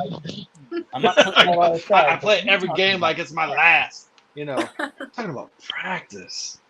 Hey, it's funny to me, y'all too. It's funny to me too. What an interesting group of guys there. You got Whitworth, Fitzpatrick, Gonzalez, and Sherman. Great characters. Really fun. Yeah. Could be worse. Could be Collinsworth. All right, here we go. Come on, 3rd down. I would never. Wow, get there. I like it. Oh, let's go, Herbert. Let's go, baby. Yes! Let's go, baby. Let's go. Attaboy. That's a running back. That's a Right? real. There we That go, was very Herbert. nice. That's That a was running nice back who fucking thinks run. the That score. was a nice fucking run. So is Roquan That's a actually running back out trying there? to get incentives. Nice. I like how Herbert runs like Look at Draw Tevin. on 3rd and Feel him, 7. Tevin. White hair looks much better Yes. than he does guard. Herbert runs them if you don't score. Yo, Chef, we might be you're gonna doing burn another your house shot down. here if they get a touchdown before this stream ends. I don't mind. Me sleeping real good tonight. That's a bear. That's a bear right there. Come on. Come on, Herbert. Come on, there's nothing Feel him. there. Good feel. Okay. Should have run to the longer part of the field. Yeah, I don't know. I don't know if I like the short side toss. Also, I don't know. I don't know why we're calling timeout so early. It's like you got all the time. You're in the red zone. I don't mind the short side of the field because teams expect you to go kind of wide side. That's fair. I literally just went to my alma mater last Friday, and I watched my alma mater get stumped out in the first half. But the team kept running screens to the short side of the field, and they scored the same play like 3 touchdowns. So there's benefits of going to the short side. Surely, especially if you got short area quickness. Watch out, Justin. Go, Justin. Go, Justin. Go, Justin. Out of there. Get that first. Get the first down. There we go. And the slide. Don't call timeout. Don't call timeout. You have all the time in the world. You have 3 plays. Yeah. We have 50 It's seconds. Let it run. Like, I feel like coaches slowest move fast. We have the 2 or the 3? Half. We're at the 4 or the 5? Looks like he started his slide at the 5. So Roshan Johnson is out due to a concussion. God damn it! I needed him to get 3 more yards, but also hope he feels better. That means it's Herbert in a blasting game. Yes! Nice. Yes! Touchdown, baby! Get the motherfucking shots ready! Shots! Yo, T-Nick, I told you Cole Kmet is a real tight end, bro. I told you. Bear down, baby! Hey, and I started him in fantasy. Cool. Going back to the Jim Beam.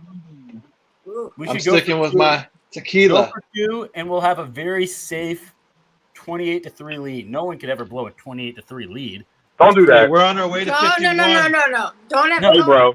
Don't do that. Y'all know what I'm never underestimate the Bears. Don't ever underestimate. Easy as a punishment, you need to stay on for an extra hour. No, right? You know what I'm saying.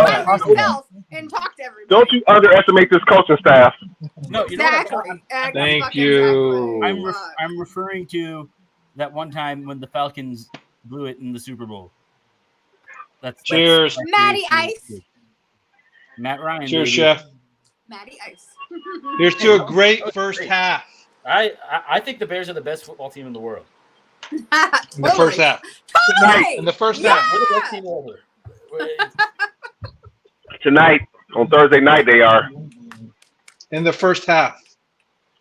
First half Kings. Now, please don't give us a heart attack in the second. You know what? They're even beating my score now because they've got 27-3. Here's the thing that I didn't do. Now, although I talk about betting lines every week, I haven't actually bet on the Bears this year. I actually haven't bet. I haven't put any money on the actual Bears and none of my picks. But that's because. I wish I could say the same thing.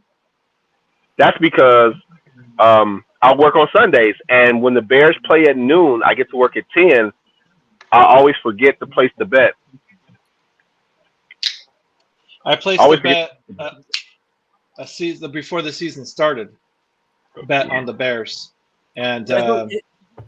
That I might as well scratch my or rip. Wait! What bet was it? Was it the plus 6.5 on wins? Or did you bet Super Bowl? I bet something stupid. I didn't bet a win, but I thought we would get there.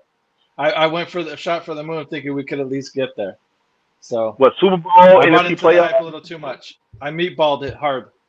Oh man, I get it. Hey, yeah. As a fan, you gotta go. Okay, I have a question. I have a question for you, quote unquote, meatball fans. Yeah. And I was a meatball fan for a long time. I'm listening. With all the turnover on the roster, that means that the initial starting 11 on defense, 7 guys were brand new. When you have 4 returning starters who were starters from the opening game last year. On offense, you had Tevin Jenkins moving from right guard to left guard. You had a new right guard. You had a new number one receiver. You got rid of your number one running back for your number two running back. You drafted a number 3 running back, and you signed a number 3/2 running back. Nothing in my body and my soul was like, oh, this team's a 12-win team. Like, it was like, we're still in a transition to be better. So I think if my notes, let's see, let me look at my notes. We had, what made you all think that they would be a team better than 10 wins? With all that turnover. Look, I thought we'd be like 8 and 9 at best. Or like, okay. I thought 7 to 9 wins, right? But the reason is, first of all, I'll always say that I'll always pick the Bears to be a little bit better than I might actually think, because I want to put out good vibes, right? Like, not like I'm not saying it helps, but if it does help, I'd like to help as much as I can. Secondly, I mean, the thing that really made me think that we got better is the acquisition of DJ Moore, drafting a really solid offensive tackle in the first round. And I thought that Tremaine Edmonds would fit the defense really well, and he has to this point. That being said, I didn't expect that we'd be calling fucking pass rushers though. Up the middle. The whole offseason. What'd you say? No, I'm just saying that we still never had a pass rusher. That was my thing with the defense from get-go, is that we until they signed Yannick Ngakoue, which didn't take until damn near the last preseason game, there was nothing that said that we had a legit guy who was going to make a difference as a pass rusher. And that's what the defense bothered me. I also thought Travis Gibson would take a step forward. Clearly, I was wrong there. I also thought that I like that we drafted some guys who, some young blood there. I still think Demarcus Robinson is going to blossom into a good pass rusher, and I like Demarcus Walker, or what's his first name? I thought Walker was Demarius, right? I don't remember his first name for some reason. I think it might be. I think it's Demarcus, because Demarcus Walker is how I remembered it. But and he's really good, and I think he could be. I think he's gonna. I thought he was gonna be a plus player, better than Al-Qadim Muhammad. True. So that's my logic. Stop him. Make the tackle. There we go. First down and halftime. No, they called timeout. Really? I mean, I would. If I was the coach, I'd call timeout. So go ahead. Hey, if we're gonna be leaving, let's get through any last comments that we may have missed. I wanted to say something. Look, I'm happy to keep going. I need to take care of some stuff at halftime, but do y'all want to keep going? I feel like we kind of should. If we have a lead, like we shouldn't mess with it. I think right 27-3. Superstitious at this point. Yeah. If we quit, so they might as well. We may lose subscribers if we quit and lose.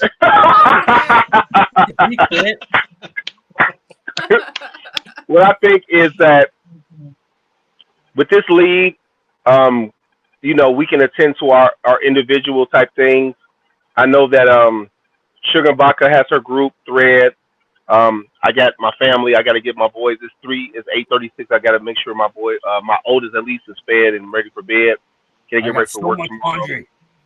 I'm still going to watch the game, but I can kind of watch it from a distance and pause and whatever. Sure. I would love to keep going. If I'd have to work tomorrow, I'd be like, man, bump it. Like, just run it.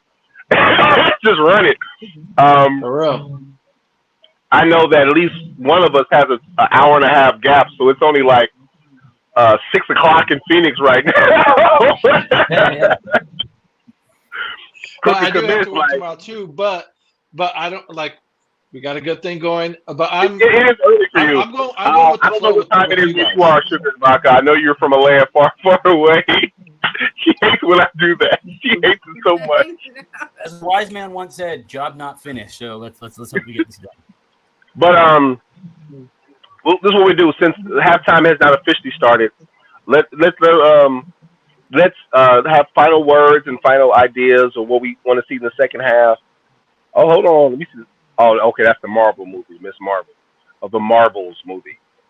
Easy, since I want you to do this. I want you to plug your show, the time and daily week, how often you come on, and then I want you to give your final thoughts for the game so far and what you want to see in the second half. Yeah, I'm going on tomorrow at 6 o'clock. Should be a lot of fun. 6 o'clock Eastern. 6 o'clock Central. Oh, 6 Pacific. That's 8 p.m. Central. So should be a good time. Easy does it 8 p.m. Central Time. Easy does it 8 p.m. Central Time. Yeah, tune in. Got a lot to talk about. Hopefully, I get to actually have something positive to talk about. If we could hold this lead. And yeah, I guess that's what I want to see. I just want to see him hold the lead, and by that I mean play aggressive in the second half. Don't be afraid. Keep doing what they've been doing, and I don't want them to stop till they get that 51 points. Okay, so I'm gonna do this, even though you didn't give us a prediction. Since you know the score is 27-3 right now, what do you have the score ending in the game from the second half? I have it 51-17. Wow, you really going for the 51? I'm going for the jugular. Straight for Meatball Island. Yep. Okay, Crooked Commish, what you got? Give me what you want to see in the second half, and give me a score. Well, first of all, I want to thank you guys for having me on. I also want to let everybody know that I'm going to be doing a fantasy hour Crooked Commish on Mondays as well, starting here this Monday. Cool. All right. So tune in for that. We'll go over talk fantasy football. I have to ask: is that through Chicago Clubhouse Network, or that's something side? No, that is through the Chicago Clubhouse Network. Awesome, great. So yes, then we have another show Monday. I could pub it on a Thursday show, Monday night. What time? Yes, I believe it's going to be 6 o'clock Pacific as well. Since I'm over here on 8 o'clock Central. Yeah, I'll talk to T. Maybe we can push it to 5, depending. So we'll see. It'll go about for an hour as well. Just talking fantasy football. Maybe talk a little bit about our league there, and then as far as what happened throughout all the games, what players you may want to look forward to getting the following week to replace the injured players and whatnot. So give our own special spin on it. So how do you feel the fact that I want to ask you a fantasy football question? Is there a prize for winning, by the way? Is there like a winning prize in this league? You're going to have to talk to Frank and T about that. They mentioned something about some bear paraphernalia maybe to be giving out, but I don't know that for a fact. Don't quote me on that. But going towards the football game, we're at 27-3 right now, you said? Yeah. Okay, so I'm thinking final score I'm hoping for is going to be 38. No, I'll go 37. I'll go 37-17. 37-17. Okay. Yeah. So yes, definitely check out Commish on Mondays for the fantasy information and show. Just for you, Crooked Commish. So I'm 500 in one league. So I'm 2-2 in one league. I'm 6-2 in one league because I'm in a league where we play 2 people every week. Yes, double headers. So I'm 6. Yeah, that's in my Yahoo league. I'm 6-2. In one of my ESPN leagues, I'm 2-2, and then the other 2 leagues, I'm 1-2 because I'm the commissioner of that league. I messed up and I forgot that we ended up with 11 members, so everyone has a bye week. My bye week was like week 2 or 3, and then in another league, I'm 1-3. The problem I'm having with all my teams, or most of my teams, is that I drafted Amari Cooper for the Browns. Because I had him high. I was like, Deshaun's back full time, and Amari's not putting up the numbers now. Did you have Amari Cooper higher? Yeah, I had one good game. One. I wasn't crazy about Amari, but to be fair, I wasn't crazy about him last year as well, especially since he didn't have a quarterback. I thought he would do decent. I didn't think it would be as bad as it's going right now. Yeah, and Deshaun's also hurt. Yeah. The thing with Deshaun though is sort of like, kind of the red flags are kind of going off there at the end of the season when he did finally get to play. Even I give you the first 2 games maybe where you're working off the rust, but the final 2 to 3 games, I was expecting to see more Deshaun Watson type of play like we did in Houston. Seems like he's still that a year and a half, almost actually really 2 years of not playing has really affected. Yeah. I agree. Yeah, when players kind of do that approach. Go ahead. I had when I did I usually do I look at other pre fantasy drafts, but I had Amari Cooper in my top 15 receivers. I just thought that he was clear number one in Cleveland. I thought he's similar to a Hopkins. They're more possession receivers, great route runners. So I thought that he would be force fed a lot more. So that's why I figured his numbers would be higher. He'd be force fed more. Kind of how. And that's what ended up happening last year with the backup quarterback. Where he's like the only guy I really trust is Watson. But I understand the logic there. I had Cooper around the 20 range, 20 maybe 22. Okay. So it's not like it was that far off from where you right.